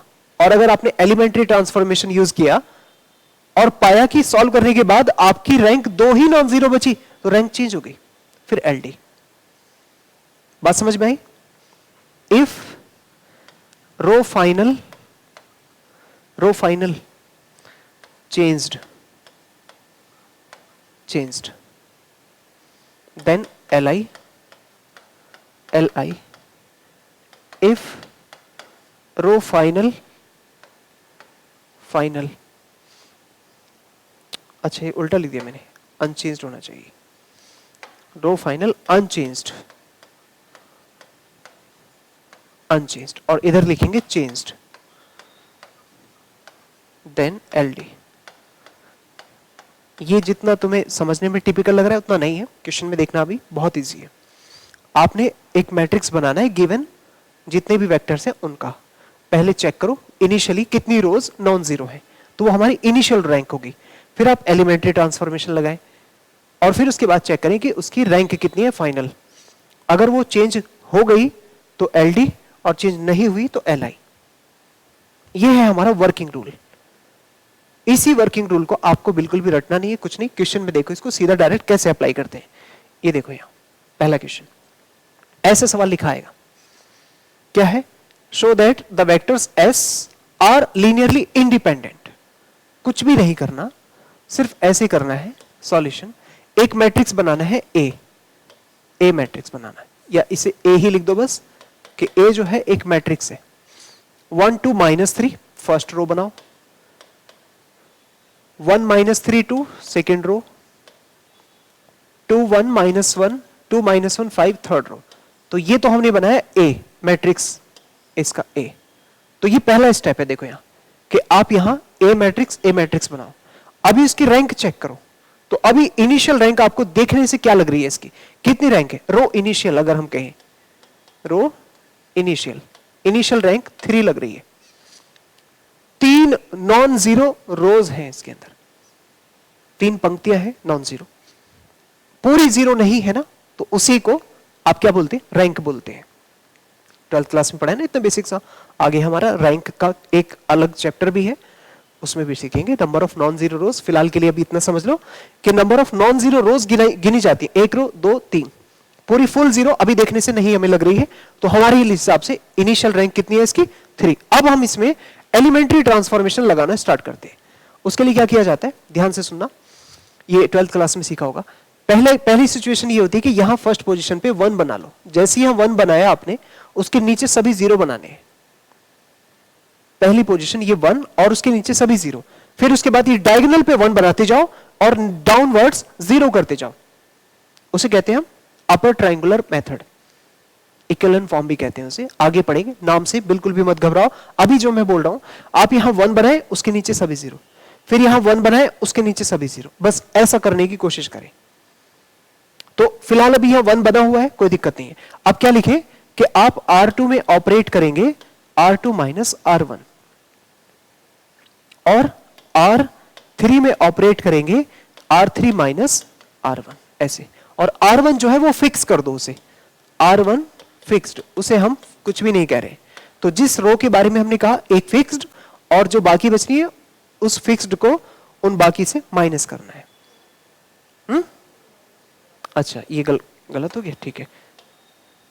हाँ बोलो क्या बोल रहे, R3 माइनस 2R1, राइट, 2 से मल्टीप्लाई करके, क्योंकि तभी तो 0 बनेगा यहाँ, ठीक है। तो अब देखो ये क्या बनने जा रहा है, फर्स्ट रो 1 2 माइनस 3, यहां 1 से 1 minus 0, 3 minus minus 2 minus 5, 2 minus minus 3, 2 minus minus 3 5, okay. अब इसके बाद इसको 2 से मल्टीप्लाई करना है, फिर 2 से इससे माइनस, 2 माइनस 2 0, उसके बाद 2 से मल्टीप्लाई, माइनस 1 माइनस 4 माइनस 5, उसके बाद 5, और उसके बाद 2 से मल्टीप्लाई करके 2 3 जा 6, तो 5 प्लस 6 11 हो जाएंगे, ठीक है। इतना काम तो कर सकते हो ना, ये होगी बात। अभी पोजीशन तो ये कि इसे 1 बना लेना है, लेकिन देख सकते हैं यहां पर ये दोनों इक्वल है, तो क्या आप R3 को R2 से माइनस कर सकते हैं। तो यहां आप नेक्स्ट स्टेप चलेंगे, तो आप लिखना कि R3 R2, ठीक है, चलो R3 माइनस R2, ये वाला स्टेप्स लगाओ, 1 2 माइनस 3 0 माइनस 5 और 5। अब इसके माइनस किया जाएगा तो 0 माइनस 0, 5 माइनस 5 0, और 11 माइनस 5 6, बस इतना काम करना है। अब आप देखेंगे इसकी number of non zero rose select करना। जब आप इसे लोअर ट्राइंगल में कन्वर्ट कर चुके हो ना, ऐसे ये देखो लोअर ट्राइंगल इसका 0 हो जाए, ऐसे समझ पा रहे हो। अगर नीचे ट्राइंगल 0 है और आपने फिर उसके बाद नंबर ऑफ रोज गिरी जो कि नॉन जीरो है, तो देखो 1 2 और पूरे 0 होनी चाहिए। अभी 6 यहां जिंदा है, तो अभी भी रैंक कितनी है, 3 ही है। तो यहां पर फाइनल रैंक, रो फाइनल इसका नाम है, तो ये क्या है 3। मुझे बताओ ये चेंज्ड हुई कि unchanged, unchanged, that's why given vectors way Li है। So given vectors, so given vector set S is Li, linearly independent. अगर ये रैंक चेंज हो जाती, मान लो यहां पे 0 हो जाता तो 2 हो जाती, 3 से 2, फिर ये LD था। बात समझ में, इतना ही काम है, बस सिंपल इतना सा, आप रैंक निकालेंगे। ये है वर्किंग रूल जो आपको मैट्रिक्स के न्यूमेरिकल क्वेश्चंस में अप्लाई करना है। एक क्वेश्चन जरा LD का देखो, देखो ये क्वेश्चन, ये एक LD का क्वेश्चन है। Show that the vectors are linearly dependent. अब इसमें आप रैंक निकालें, चलो अब आप करो जल्दी से जरा रफ पे, और फटाफट से बताओ चेंज होगी कि नहीं होगी। सॉल्यूशन, मैट्रिक्स क्या होगा, A 1 3 2। अच्छा एक बात का ध्यान रखना, कभी कभी ऐसा होता है, सुनो, जैसे कोई पहला मैट्रिक्स में है ना ये, तो ये मैट्रिक्स में जैसे कभी मान लो यहाँ पे 2 लिखा है, ये 2 3 2 ऐसे, तो इस वाले मैट्रिक्स को पहले मत लिखना, हमें यहाँ पहली पोजीशन पे 1 चाहिए ना, तो फिर आसानी होती है, हम इसको लिखते फिर, है ना, इसको आगे पीछे करके लिख लो, कोई फर्क नहीं पड़ेगा, बस ये कि पहली रो में इस पोजीशन पे 1 बच जाएगा तो आसान रहेगा।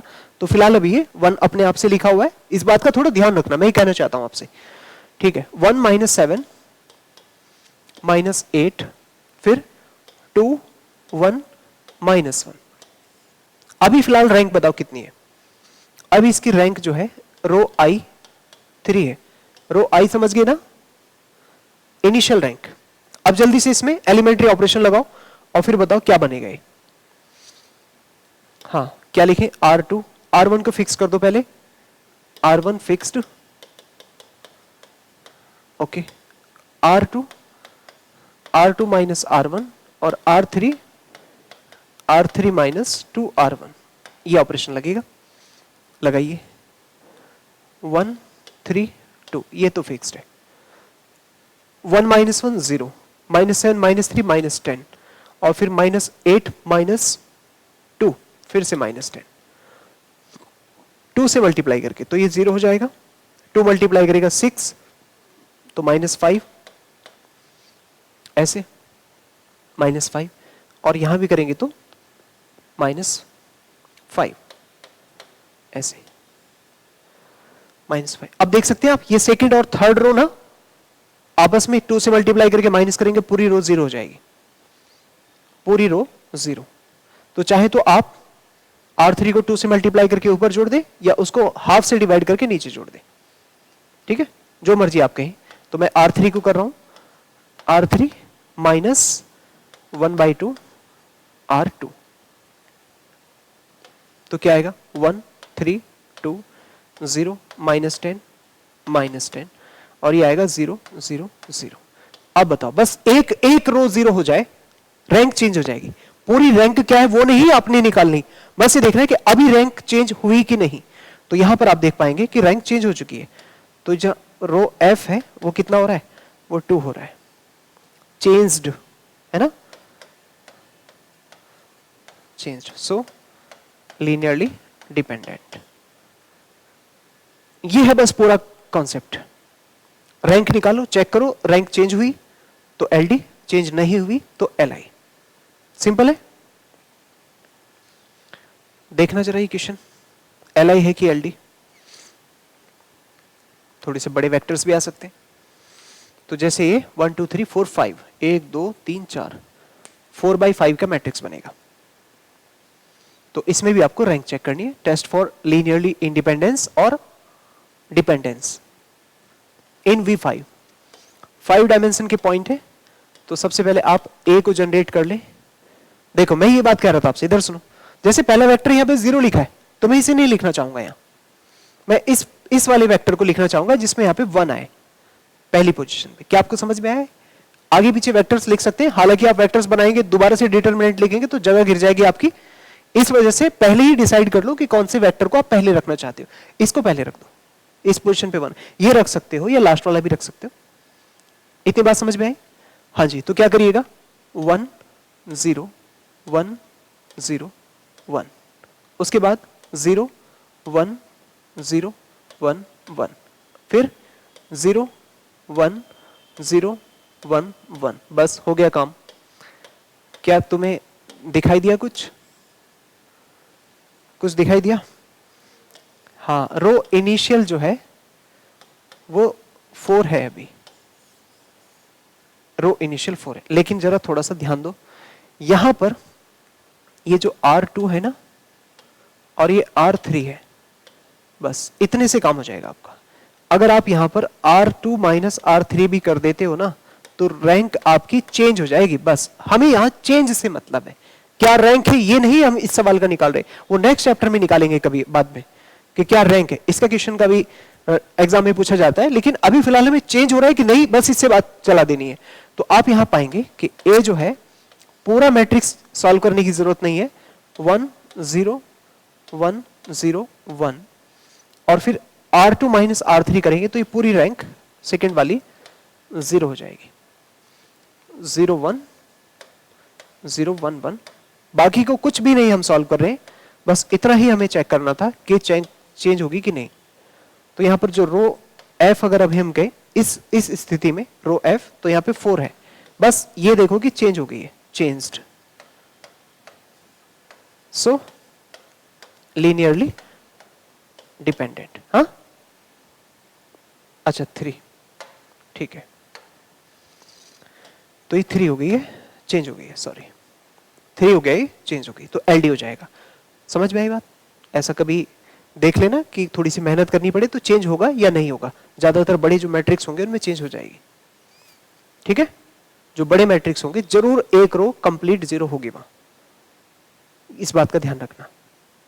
बाकी तरीका वही है कि 1 के नीचे 0 बनाओ। अगर फिलहाल इसको हम उस तरीके से सॉल्व करते, यहां 0 बनाते, फिर यहां 1 बना है, इसके नीचे 0 बनाते, ठीक है, और इसी तरह से आगे बढ़ते रहते। इसका लोअर ट्राइंगल 0 बना देते हम। चलो नेक्स्ट देखो, ये क्वेश्चन देखना जरा क्या लिखा है। Show that the set S, this one, given in the form of polynomial 1, x, 1 plus x plus x square. इस टाइप के क्वेश्चन भी एग्जाम में देखा जाता है। वो डायरेक्ट वेक्टर्स नहीं देते, वेक्टर्स की फॉर्म में पॉलिनोमियल दे देते हैं। तो अब आपको ये समझना है, देखो ये वेक्टर्स ना कंप्लीट करके लिखो इसे, 1 plus 0x plus 0x square. ये 1 0 0 है, ये दूसरा है सिर्फ x, तो 0 into 1 plus 1 into x plus 0 into x square, और फिर लास्ट में तीनों है 1 x और x स्क्वायर। तो आपको पता है इसका वेक्टर्स क्या है? ये है 1 0 0, ये है 0 1 0, और ये है 1 1 1। कॉफिशिएंट्स, नहीं है बात समझ? यहां जो वेक्टर्स s गिवन है ना आपको, ये s नहीं है, बल्कि s की फॉर्म में उसने ये पॉलिनोमियल बना करके s जो है वो ऐसे जो दिया है 1x और 1 प्लस एक्स स्क्वायर। ये तो ये समझना है कि इसका सबसे बड़ा पॉलिनोमियल ये 1x और x स्क्वायर की फॉर्म में है। तो ये सभी आपको इसी तरह से पढ़ने होंगे जैसे ये लिखा है 1 plus 0x plus 0x square. तो इसका जो मैट्रिक्स है A वो ऐसे बनेगा 1 0 0 0 1 0 और 1 1 1 ऐसे। और अभी आप इसकी रो इनिशियल देखो, वो 3 नजर आएगी। चेंज हो गया तो फिर LD, नहीं हुआ तो LI, ठीक है। ट्राई करते हैं। तो यहां आप R3 में से R3 माइनस R1 करो पहले, तो क्या आएगा? A इज इक्वल 1 0 0 0 1 0 और 1 माइनस 1 0, फिर ये 1 आएगा, फिर ये 1 आएगा यहाँ, ठीक। अब इसके बाद क्या कर सकते हैं? R यहां पे 0 बना दो, तो R3 माइनस R2, R3 में चेंज हो रहा है, R3 माइनस R2, तो क्या लिख सकते हैं? A इक्वल 1 0 0, यहां 0 1 0, और इसके नीचे इसको माइनस करेंगे तो 0 0 1। देखो चेंज ही नहीं हो रहा, और ये ट्राइंगल बन चुका है, ठीक है। बात समझ में आई? ट्राइंगल बन गया मतलब डायगोनल से नीचे यहां ये 0 बनता हुआ आपको नजर आएगा ऐसे डायगोनल के नीचे। अब यहां 1 1 1, 3 ही रैंक है अभी भी, तो row final is equal to 3, unchanged है, चेंज नहीं हो रही, same rank, so linearly independent. समझे आप? तो इस तरीके के पॉलिनोमियल टाइप के क्वेश्चंस भी आपको देखने को मिल सकते हैं। और देखो ये 2017 में 10 मार्क्स का क्वेश्चन पूछा गया है। पढ़ो आप क्वेश्चन को, क्या लिखा है 2017 में। 2 पार्ट हैं क्वेश्चन के, फर्स्ट एंड सेकंड, 10 मार्क्स में, फ्री के नंबर है, ये चेक करना है। LILD वहां x में दिया था, यहाँ UVW में दिया है, UVW में। देखो इसका LILD चेक करेंगे। सॉल्यूशन फर्स्ट में मान लो S जो सेट है ऐसे दिया है, U plus V, V plus W, W plus U। तो इसका सेट बनाओ पहले आप, मैट्रिक्स क्या बनेगा? देखो UVW की रेंज में, इसमें W नहीं है, क्या बोलोगे? 1 1 0। इसको क्या बोलोगे? U नहीं है इसमें, 0 1 1, और इसमें 1 0 1। अब चेक कर लो, अब चेक कर लो, इसका रो इनिशियल जो है वो 3 नजर आ रहा है। अगर 0 हो गया तो फिर चेंज हो गया, तो रैंक जो है चेंज हो जाएगी। चेक करो,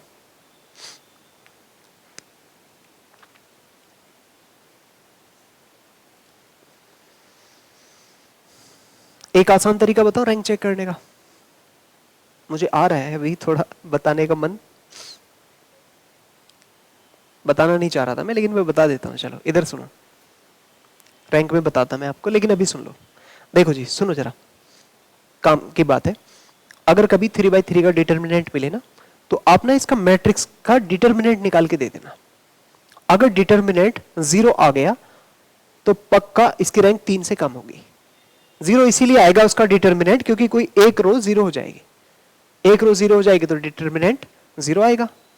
इसका मतलब वो 3 से कम हो जाएगी रैंक। तो कभी अगर तुम्हें ऐसे एलिमेंट्री ऑपरेशन लगाने में परेशानी हो ना, तो इसका डिटर्मिनेंट चेक कर लिया करो फटाफट से।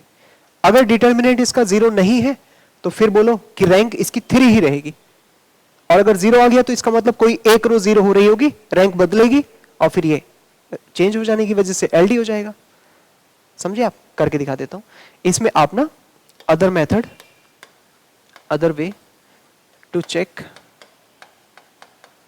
रैंक, ये आसान है थोड़ा, लेकिन ये तभी लगाना आप जब डिटर्मिनेंट मेथड, तभी लगाना जब 3/3 हो, कम से कम जल्दी से सॉल्व हो जाए। जैसे 1 है तो 1 1 जा 1 -0 तो ये 1 हो जाएगा, फिर बीच में -1, ये ऐसे 0 -1 तो ये -1 तो फिर +1 आ जाएगा। तीसरा 0 तो ये तो 2 आएगा जो 0 नहीं है, सो रैंक इसकी 3 ही होगी। ये और भी आसान हो जाएगा। 0 नहीं आएगी तो रैंक 3। आप डिटरमिनेंट समझ गए? ये 1 1 -0 तो 1 से मल्टीप्लाई 1, बीच में माइनस आएगा, फिर ये 0 -1 तो फिर माइनस माइनस +1 हो जाएगा, 2 आएगा, 0 रैंक नहीं है। सो एलडी, सॉरी एलआई। समझ में आया तुम्हें? आ गया ये मेथड एलिमेंट्री ऑपरेशन के बिना? मुझे लगा चलो करा रहे हैं तो इतना ही बताने में क्या बुराई है। वहां और भी बहुत कुछ सीखेंगे शॉर्टकट्स, लेकिन ये भी एक तरीका है रैंक निकालने का। अच्छा, अब दूसरे तरीके से सेकंड नंबर 1, सेकंड वाला सॉल्यूशन, सेकंड इसके लिए भी ए चेक करो। बता सकते हो यहां पर क्या है? 1 1 0 है, फिर 1 -1 0 है, और फिर 1 -2 2 है। तो अभी तो इसकी रैंक फिलहाल हमें 3 दिख रही है, रो इनिशियल बराबर 3। अब आप इसका डिटरमिनेंट चेक कर दो जल्दी से, ए डैश कह देना इसे, ठीक है? तो determinant A dash is equal, फटाफट दिखाओ इसका वैल्यू कितना आ रहा है। तो 1 -2 तो -2 आएगा पहला टर्म, फिर -1 1, ये 2 तो फिर -2 आ जाएगा, बस 0 तो नहीं आता, तो ये -4 है, नॉट इक्वल टू 0।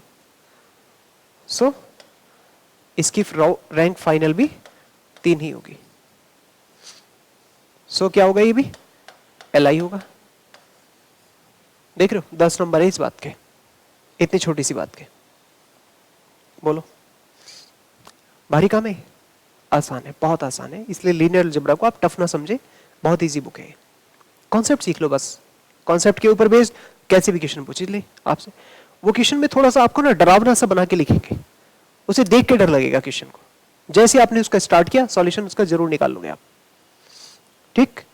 ये देखना 2013 में 8 मार्क्स का क्वेश्चन पूछा गया है, 2013 में 6 नंबर का। अब ये वो क्वेश्चंस है जो हम बेसिक डेफिनेशन से करने जा रहे हैं। बेसिक डेफिनेशन से sigma A I X I is equal to 0 for all A I not equal to 0। तो इसके ऊपर ना हेडिंग डाल देना, इसके ऊपर हेडिंग डाल देना आप, हैशटैग करके ऐसे, questions based upon basic definition of L I and L D. कौन सी बात थी कि sigma A I X I equal to 0 करो, यहां से ऑल ए आई अगर 0 आ जाए then L I linearly independent, और all A I not equal to 0, सभी ए आई 0 नहीं है, not all A I 0, then linearly dependent. ये बात अभी जो मैंने वो लाइन खींच के बीच में समझाई थी आपको। चलो अब शुरू करते हैं। इसमें देखो सेट क्या दिया है, ये क्वेश्चन, ये मेथड लगेगा कब, ये भी सोच लो। देखो अभी तक के जितने भी क्वेश्चंस थे ना, ये वाले, ये जितने भी थे, ये एक ही वेक्टर टाइप दिया हुआ था, एक ही वेक्टर टाइप। तो अगर इस टाइप के क्वेश्चंस होंगे तो आप उसमें ये वाला मेथड लगाना जो मैं भी सिखा रहा हूं कि इसमें एक वेक्टर के अंदर भी वेक्टर है। अभी तक क्या था, अभी तक आपको सिर्फ एक सेट दिया था, देखो ये एक सेट दे दिया ना, बस इसी के अंदर वेक्टर्स हैं तो मैट्रिक्स बना सकते हैं आप। लेकिन अभी क्या है ना कि एक सेट है x1, उसके अंदर भी अलग अलग है, और फिर इन सब का एक combined set x1 x2 x3 होगा, यानी सेट्स का सेट होना, तभी मेथड लगाना। ठीक है, क्योंकि यहां x1 को अगर आप सिंगल x1 को चेक करोगे तो मैट्रिक्स मेथड से इसी को चेक कर सकते हो, वो अलग से एक सेट है, 1 1 प्लस आइटा और आइटा, तो कॉम्प्लेक्स नंबर में दिया हुआ है, जैसे इसको लिखेंगे 1 तो 1 प्लस 0 आइटा, 1 0 1 1 0 1। तो ये अगर क्वेश्चन होता तो सिर्फ ये एक क्वेश्चन है, ऐसे ही ये x2 दूसरा क्वेश्चन है, ऐसे ही ये x3 तीसरा क्वेश्चन है। तो इन तीन क्वेश्चंस के अलग अलग अपने अपने इंडिपेंडेंस तो हम चेक कर सकते हैं पिछले वाले मेथड से, मैट्रिक्स से। लेकिन अभी अगर इनका कंबाइंड हमसे पूछ लिया जाए कि मैट्रिक्स का भी मैट्रिक्स है, बात समझो, यहां एक सेट बनाया जा रहा है, ये जो x1 x2 x3 इनको कंबाइन करके, तो वो जो x1 x2 x3 है वो S जो बनेगा वो वेक्टर्स का भी वेक्टर्स है। इसे ऐसे समझो आप कि जैसे मैं यहां लिखूं सॉल्यूशन में, तो हियर S जो है वो एक्चुअली x1 x2 x3 है ये। तो ये इसकी आपको LILD चेक करनी है, तो ये इसके अंदर जो x1 x2 लिखे हैं ये भी वेक्टर्स हैं, अकेले वेक्टर्स नहीं बल्कि वेक्टर्स का कॉम्बिनेशन है। आई बात समझ? अब तक के क्वेश्चनों में फर्क क्या था? अब तक के क्वेश्चनों में फर्क ये था कि जो वेक्टर्स है ना, ये जो इस टाइप के दिए हुए हैं, बस वो एक ही वेक्टर है, ये x1 की तरह है। अभी ऐसे ही बहुत सारे, एक s है, एक t है, एक u है, एक v है, अब उनको एक साथ सॉल्व करके वेक्टर्स के भी वेक्टर्स बना करके हमें उसकी LILD चेक करनी है। तो ये वाला जो मेथड है, जनरल मेथड, ये इनमें यूज करना है आपको। ठीक है, बात समझ में? ये वेक्टर्स के वेक्टर्स है, कब लगाना है इसको? जब वेक्टर्स का वेक्टर्स हो। ये वेक्टर्स है, एस वाला एक वेक्टर्स है, और ये भी अपने आप में वेक्टर्स है। आई बात समझ? Apply when there is a set S of vectors xi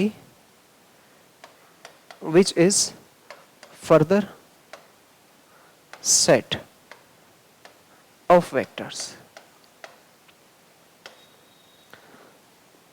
S xi का वेक्टर्स का सेट है, लेकिन ये xi भी फर्दर वेक्टर्स का सेट हो, तभी मेथड आपको इसमें लगाना है। क्या करना है? बहुत सिंपल, देखो क्या करेंगे आप, यही पैटर्न जो हमने लिखा, sigma ai xi equal to 0 करना, सॉल्व करना, सॉल्व करके निकालेंगे कि ai सभी ai 0 है या नहीं है, सभी ai 0 है या नहीं है। तो देखो क्या कहेंगे, फॉर li हो या ld हो, फॉर li और ld, अब ये लिखना सीख लो, चाहे तो li हो चाहे ld हो, सिग्मा ai xi तो 0 करना है, summation ai xi capital xi is equal to 0।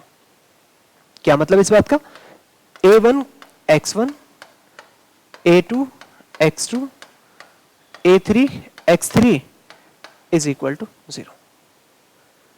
a1 ये पूरा x1 छापेंगे, a2 फिर ये पूरा x2, a3 ये पूरा x3, और इज इक्वल टू 0, फिर रियल पार्ट अलग, इमेजिनरी पार्ट अलग, राइट साइड में 0 है, कंपेयर करेंगे, real part equal to 0, imaginary part equal to 0, solve करेंगे, इक्वेशंस बनेगी, a1 a2 की वैल्यू निकालेंगे, a3 की। अब देखेंगे इस क्वेश्चन में क्या क्या बोला गया है कि show that the vectors x1 x2 x3 in C3, मतलब कॉम्प्लेक्स नंबर के 3 डायमेंशनल पॉइंट है, आर लीनियरली इंडिपेंडेंट। देखो ध्यान से, ये इंडिपेंडेंट है ओवर फील्ड ऑफ रियल्स, ध्यान से देख लो इसे, रियल्स इंडिपेंडेंट है रियल्स में, यानी इसका मतलब जब रियल फील्ड लेंगे आप तब तो सभी ए आई जीरो आने चाहिए, सभी A I zero L I के लिए.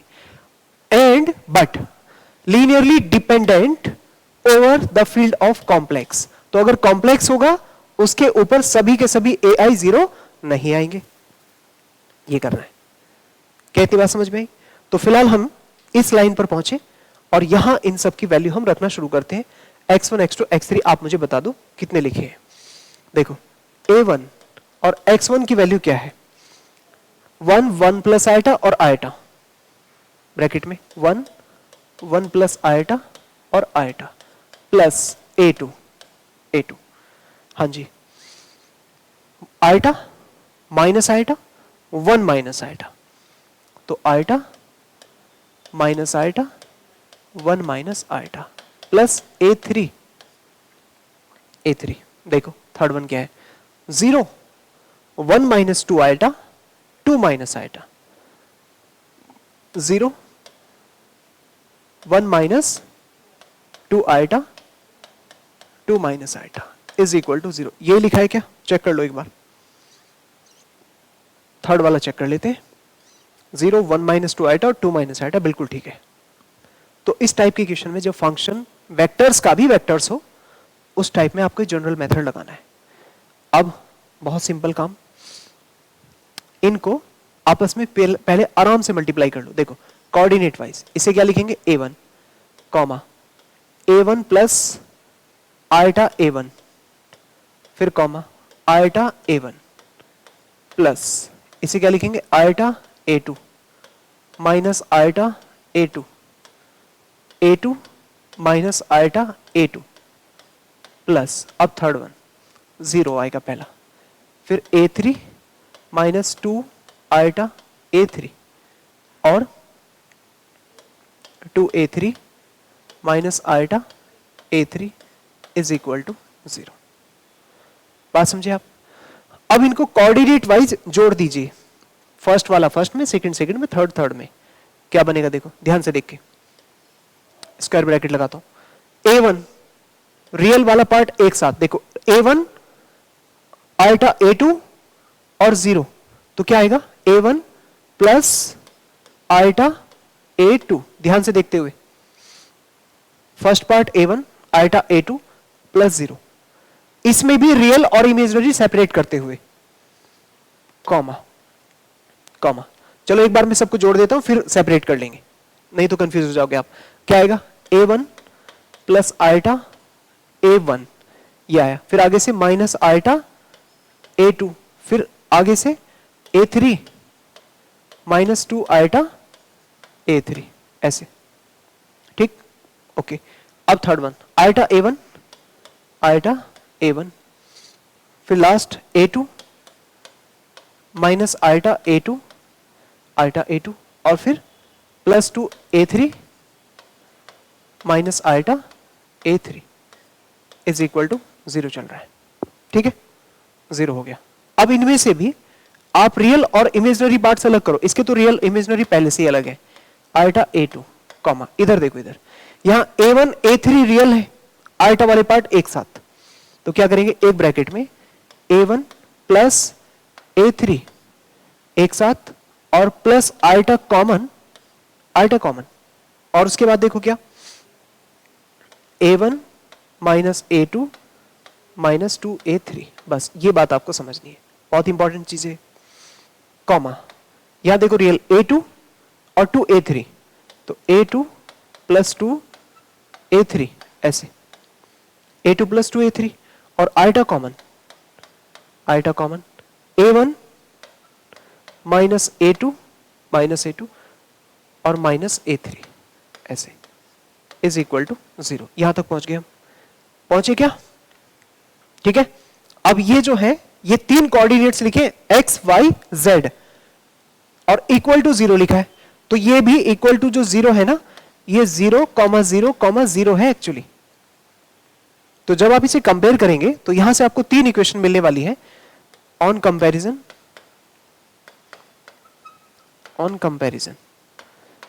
we get three equations. जरा समझिए क्या क्या आएगा. a1 plus eta A2 equal to 0। आगे A1 प्लस A3 ब्रैकेट में आल्टर, हाँ जी, A1 minus A2 minus 2A3 is equal to 0। समझे? Last A2 plus 2A3 plus alter times A1 minus A2 minus A3 is equal to 0। इसे मैं first कह देता हूं, ये हमारी सेकंड है और ये हमारी थर्ड है। ये तीन इक्वेशन हमने बना ली है। तो ये काम हमने रियल कॉम्प्लेक्स दोनों के साथ एक ही साथ हमने ये काम कर दिया। अब हम क्वेश्चन की उस लैंग्वेज पे चलते हैं जो उन्होंने हमें क्वेश्चन में पूछने के लिए बोला है। देखो, independent over real and dependent over complex. अब ध्यान देना, ये जो तीन इक्वेशंस हमने सामने लिखी है ना, अगर आपका फील्ड रियल है तो रियल नंबर में आयटा तो कभी आता नहीं है। रियल नंबर्स में आयटा कभी आएगा क्या? नहीं आएगा। तो ये जो तीन इक्वेशन है ना, तीन इक्वेशन जो आपके सामने दिखाई दे रही है, तो उन तीन इक्वेशंस में ये आयटा वाला जो पार्ट है, आयटा वाला पार्ट वो क्या हो जाएगा? 0 हो जाएगा। इसका मतलब ये आयटा A2 की वैल्यू क्या आएगी? 0। ये इक्वेशंस, ये वाला टर्म 0 और ये वाला टर्म 0 हो जाएगा। कहती बात आपको समझ में आ रही? For the field of real numbers, the terms which contains iota will be 0, because for real number only the terms different from iota will be, कुछ गड़बड़ है क्या? A1 प्लस आयटा इसमें नहीं है A3? अच्छा, यहाँ A3 0 हो गया। ठीक है, हाँ फिर तो ठीक है, ओके। हाँ, तो क्या कह रहे थे कि जो आयटा वाली जो टर्म है वो सारी की सारी क्या हो जाएंगी? 0 हो जाएंगी। और यहां जो बिना आयटा वाली टर्म है, बस उतनी इक्वेशंस को आप सॉल्व करके निकालेंगे। तो क्या लिखना? अब लिखना नंबर 1 फॉर, ऐसे लिखना, लिखेंगे number 1 for the field of reals, the imaginary terms equal to 0। Imaginary terms equal to 0, समझ रहे हो आप? ये इमेजिनरी टर्म्स जो है वो 0 होंगी, पक्का ये वाली टर्म्स 0 होंगी। सुन पा रहे हैं आप? ये वाली टर्म्स 0 हो जाएंगी। ठीक है, तो अब उस केस में ध्यान से सुनो, अगर A2 की वैल्यू 0 करेंगे तो आपको पहला A2 0 नहीं मिल रहा है, और फिर इनको, इन सब टर्म्स को 0 करके देखो, फिर यहां इन सब टर्म्स को 0 करके इक्वेशंस कैसे बनेगी? A1 बराबर 0, A1 प्लस A3 बराबर 0। तो A1 की वैल्यू 0 है तो A3 भी 0 आ जाएगा। यहां रखेंगे A3 तो A2 भी 0 आ जाएगा। तो सभी AI, A1, A2, A3 0 नहीं आ रहे, बस यही बात है। तो क्या लिखेंगे? क्या हो गया? देखो क्या लिखा है, then equation 1 2 3 becomes, then equation 1 2 3 becomes, हाँ जी, इक्वेशन 1 2 3 देखो क्या होंगी इक्वेशन 1 2 3। A1 बराबर 0, बोलो क्या आएगा? A1 बराबर 0, ये तो फर्स्ट हो जाएगी। फिर A1 प्लस A3 बराबर 0, तो A1 प्लस A3 बराबर 0, ये आपकी सेकेंड हो जाएगी, है ना, आल्टा वाले टर्म्स नेग्लेक्ट करने के बाद। और A2 प्लस 2A3 बराबर भी 0, तो A2 प्लस 2A3 बराबर भी 0, तो ये आपकी थर्ड इक्वेशन हो जाएगी ऐसे। और फिर आप इन्हें जरा सॉल्व करके देखो, ऑन सॉल्विंग कैसे? A1 तो साफ साफ आपको दिख रहा होगा 0 है। A1 की वैल्यू यहां रखो तो A3 की वैल्यू भी 0 होगी, और A3 की वैल्यू यहां रखेंगे तो A2 की वैल्यू भी 0 होगी। तो फिर यहां A2 भी 0, A3 भी 0, that is all A1, A2, A3 are 0, so S is Li। इतना पार्ट है। अगर ये रियल नंबर का फील्ड है तब ये सभी A1, A2, A3 कैसे आ गए? 0 आ गए, तो Li हुआ। और अगर ये कॉम्प्लेक्स का पार्ट है, तो देखो फिर क्या होगा। Number 2 for the field of complex, field of complex, for the field of complex. तो कॉम्प्लेक्स के लिए कुछ भी नहीं है, आप किसी को जीरो नहीं कर सकते हैं, फिर आपको यहां से एक की वैल्यू निकालनी पड़ेगी दूसरे की टर्म में।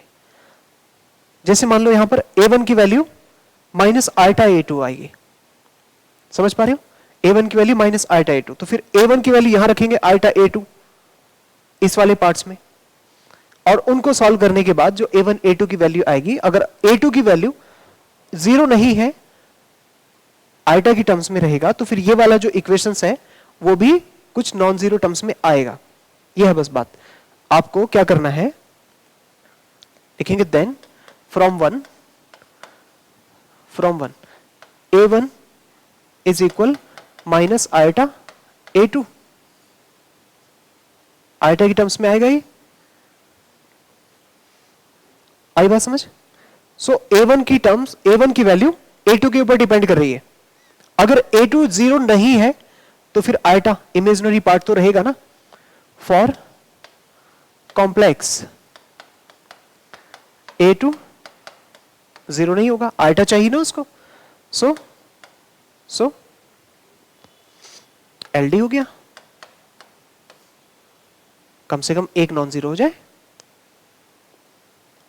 कॉम्प्लेक्स के केस में कोई भी एक वैल्यू आइटा की टर्म्स में तो आएगी, आइटा की टर्म्स में बनाए रखने के लिए एक वैल्यू को नॉन जीरो तो होना ही पड़ेगा,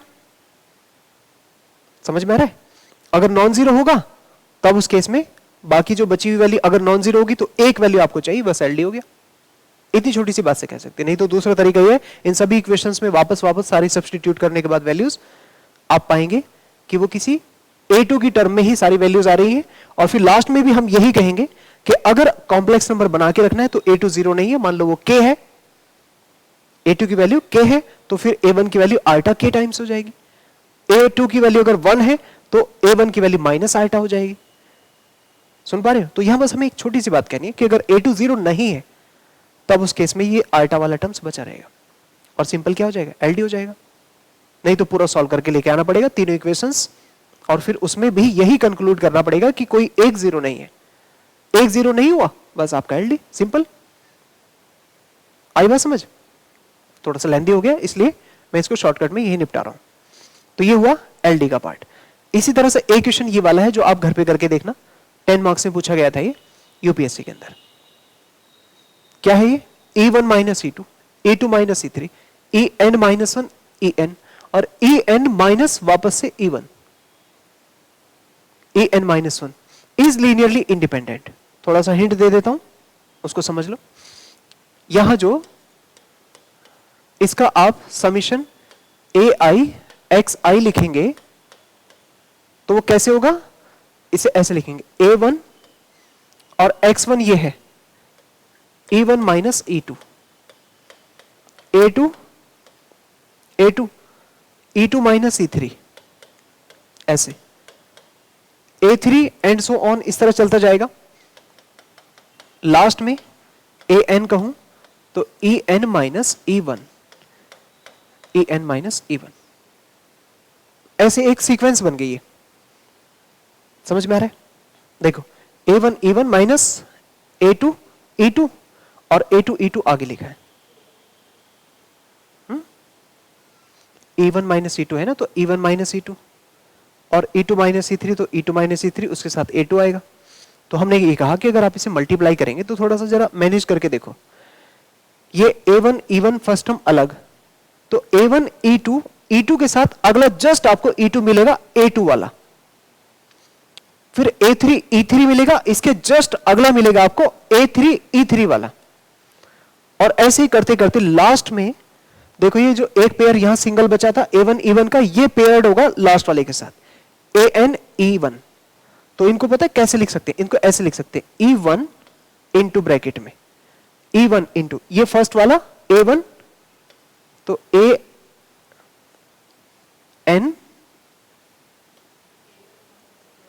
AN minus A1 minus AN, हाँ ठीक बिल्कुल, A1 माइनस AN। समझो यहां से A1 प्लस का और यहां से AN ये माइनस का, E1 के साथ आएगा, और प्लस फिर से A2 कॉमन, वो sorry E2 common, E2 common लेंगे यहां से, देखो माइनस A1 प्लस A2, तो इसका मतलब क्या हो रहा है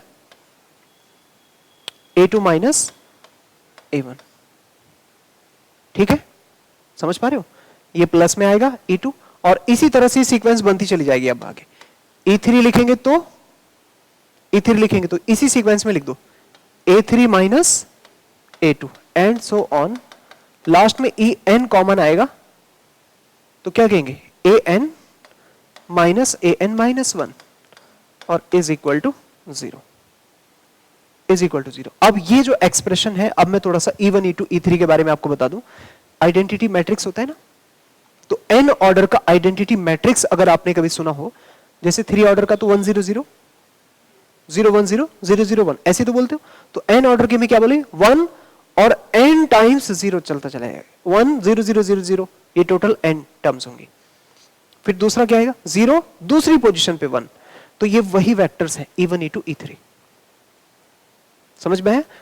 since E1 E2 E3 up to En are usual identity vectors that is not equal to 0। Identity vectors मतलब ये 0 नहीं है, 1 0 0 एक 0 वेक्टर थोड़ा ही ना है। अगर 3 ऑर्डर का भी देखेंगे आप तो 1 0 0 ये पूरा 0 नहीं है, तो ये पूरा एक्सप्रेशन जो E1 E2 E3 इन सबसे मल्टीप्लाई करके लिखा गया है, तो ये एक्सप्रेशन जो डॉट में लिखा है दो चीजों का प्रोडक्ट, इतना पक्का है कि E1 E2 E3 En इनमें से कोई भी 0 नहीं है। तो 0 कौन होंगे, 0 होंगे ये फैक्टर्स, दो चीजों का प्रोडक्ट 0 है और एक उनमें से 0 नहीं है, तो पक्का एक ही 0 होगी दूसरी वाली। सो A1 minus an, A1 minus an ये भी 0 के इक्वल होना चाहिए, इज इक्वल टू 0। फिर A2 माइनस A1 ये भी 0 के इक्वल होना चाहिए, फिर A3 माइनस A2 ये भी इक्वल टू 0 होना चाहिए, and an minus an minus 1 ये भी इक्वल टू 0 होना चाहिए। तो अब देखो क्या क्या रिजल्ट निकल रहा है यहां से रिजल्ट ये निकल रहा है कि A1 बराबर an, A2 बराबर A1, A3 बराबर A2 एंड लास्ट में an बराबर an माइनस 1। ये सब के सब क्या हो रहे हैं, इक्वल हो रहे हैं। और ये किसके इक्वल हो रहे हैं, एक दूसरे के। A1 an के बराबर है और an किसके बराबर है, an माइनस 1 के। और इससे पहले वाली टर्म जरा इनको देखो, A2 A1 के बराबर और यहां A2 A3 के बराबर, यानी A1 A3 के बराबर। तो A1 A2 A3 an सब के सब बराबर है, सब के सब क्या है, बराबर है। It implies A1 equal A2 equal A3 equal an, ये सब के सब क्या है, बराबर हो जाएंगे। जब ये सारी की सारी वैल्यूज बराबर है, और अब आपको इस एक्सप्रेशन को क्या लेके आना है, 0 लेके आना है। ध्यान से सुनना बात, इस एक्सप्रेशन में ये सभी वैल्यूज बराबर है, जैसी भी है ये सब बराबर है, A1 मल्टीप्लाई वगैरह वगैरह वगैरह इस तरह से, और ये जितने भी AI है वो सब बराबर है, और एक्सप्रेशन आना है 0। ये कभी 0 नहीं हो सकता। और ये जो वैल्यूज आ रही है ये है बराबर, लेकिन अगर ये 0 नहीं है तो ये बताओ क्या ये प्रोडक्ट कभी 0 होगा, कभी भी 0 नहीं होगा। इसका मतलब भी सभी बराबर तो होंगी, तो ये एक्सप्रेशन जो है ट्रू तभी हो सकता है जब बराबर हो सभी 0 के। आगे बात समझ। तो ये जो इक्वेशन नंबर 1 है ना, ये तो इसके साथ ये लाइन लिखनी पड़ेगी, equal to an and for equation 1 this AI all AI, these all AI क्या होने चाहिए, 0 के बराबर होने चाहिए। और all AI 0 तो क्या हो जाएगा, लीनियरली इंडिपेंडेंट होगा। ये क्वेश्चन था 10 मार्क्स में, थोड़ा सा डिफरेंट स्टाइल का है लेकिन आसान है। So given vectors are Li। बस लास्ट में ये बराबर आ रहे हैं सारे, लेकिन अब ये बराबर आने का मतलब ये सारे के सारे जितने भी A1 A2 A3 लिखेंगे आप, अगर सबको आपने 1 चुना तो सब जगह 1 1 1 आएगा ना। कैसे आप जोड़ के 0 करोगे फिर? अगर -1 भी चुना तब भी आप सबके -1 मल्टीप्लाई करोगे और ये तो नॉन जीरो है xi, तो फिर कैसे आप उसको 0 के बराबर करोगे? सिर्फ एकमात्र रास्ता कि बराबर हो, और वो भी बराबर हो किसके? 0 के बराबर होना चाहिए। तो क्या कहा इन्होंने कि सभी बराबर होनी चाहिए इक्वेशन 1 के ट्रू होने के लिए। For equation 1 this all ai should be 0। बात समझ में? इसको होल्ड करने के लिए ये लीनियर कॉम्बिनेशन 0 तभी आएगा। आगे बात समझ? तो ये इक्वल आए, लेकिन इक्वल आने का क्या मतलब है? इक्वल आने का मतलब ही कि इस इक्वेशन को अगर आप होल्ड कराना चाहते हैं, चाहे वो Li हो या Ld हो, ये इक्वेशन तो होल्ड करेगी ना पक्का। लीनियर इंडिपेंडेंट हो कि डिपेंडेंट हो, इसको तो 0 होना ही पड़ेगा।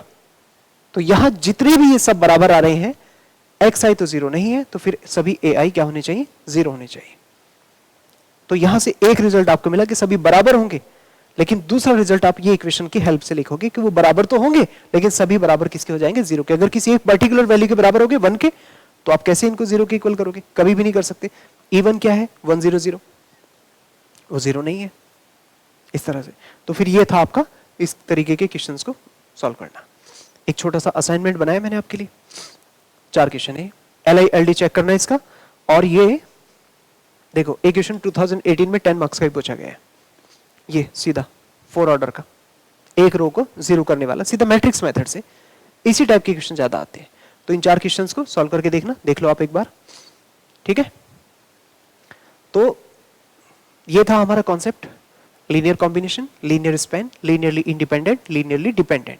ये 4 छोटे छोटे से कॉन्सेप्ट हैं, बहुत इंपॉर्टेंट है। आज जो हमने सीखा इसको हम कल नेक्स्ट लेक्चर में अप्लाई करेंगे, इसलिए इसको अच्छे से पढ़ लेना, सारे क्वेश्चंस की प्रैक्टिस। आज के लिए इतना ही, मिलते हैं नेक्स्ट लेक्चर में। Thank you very much.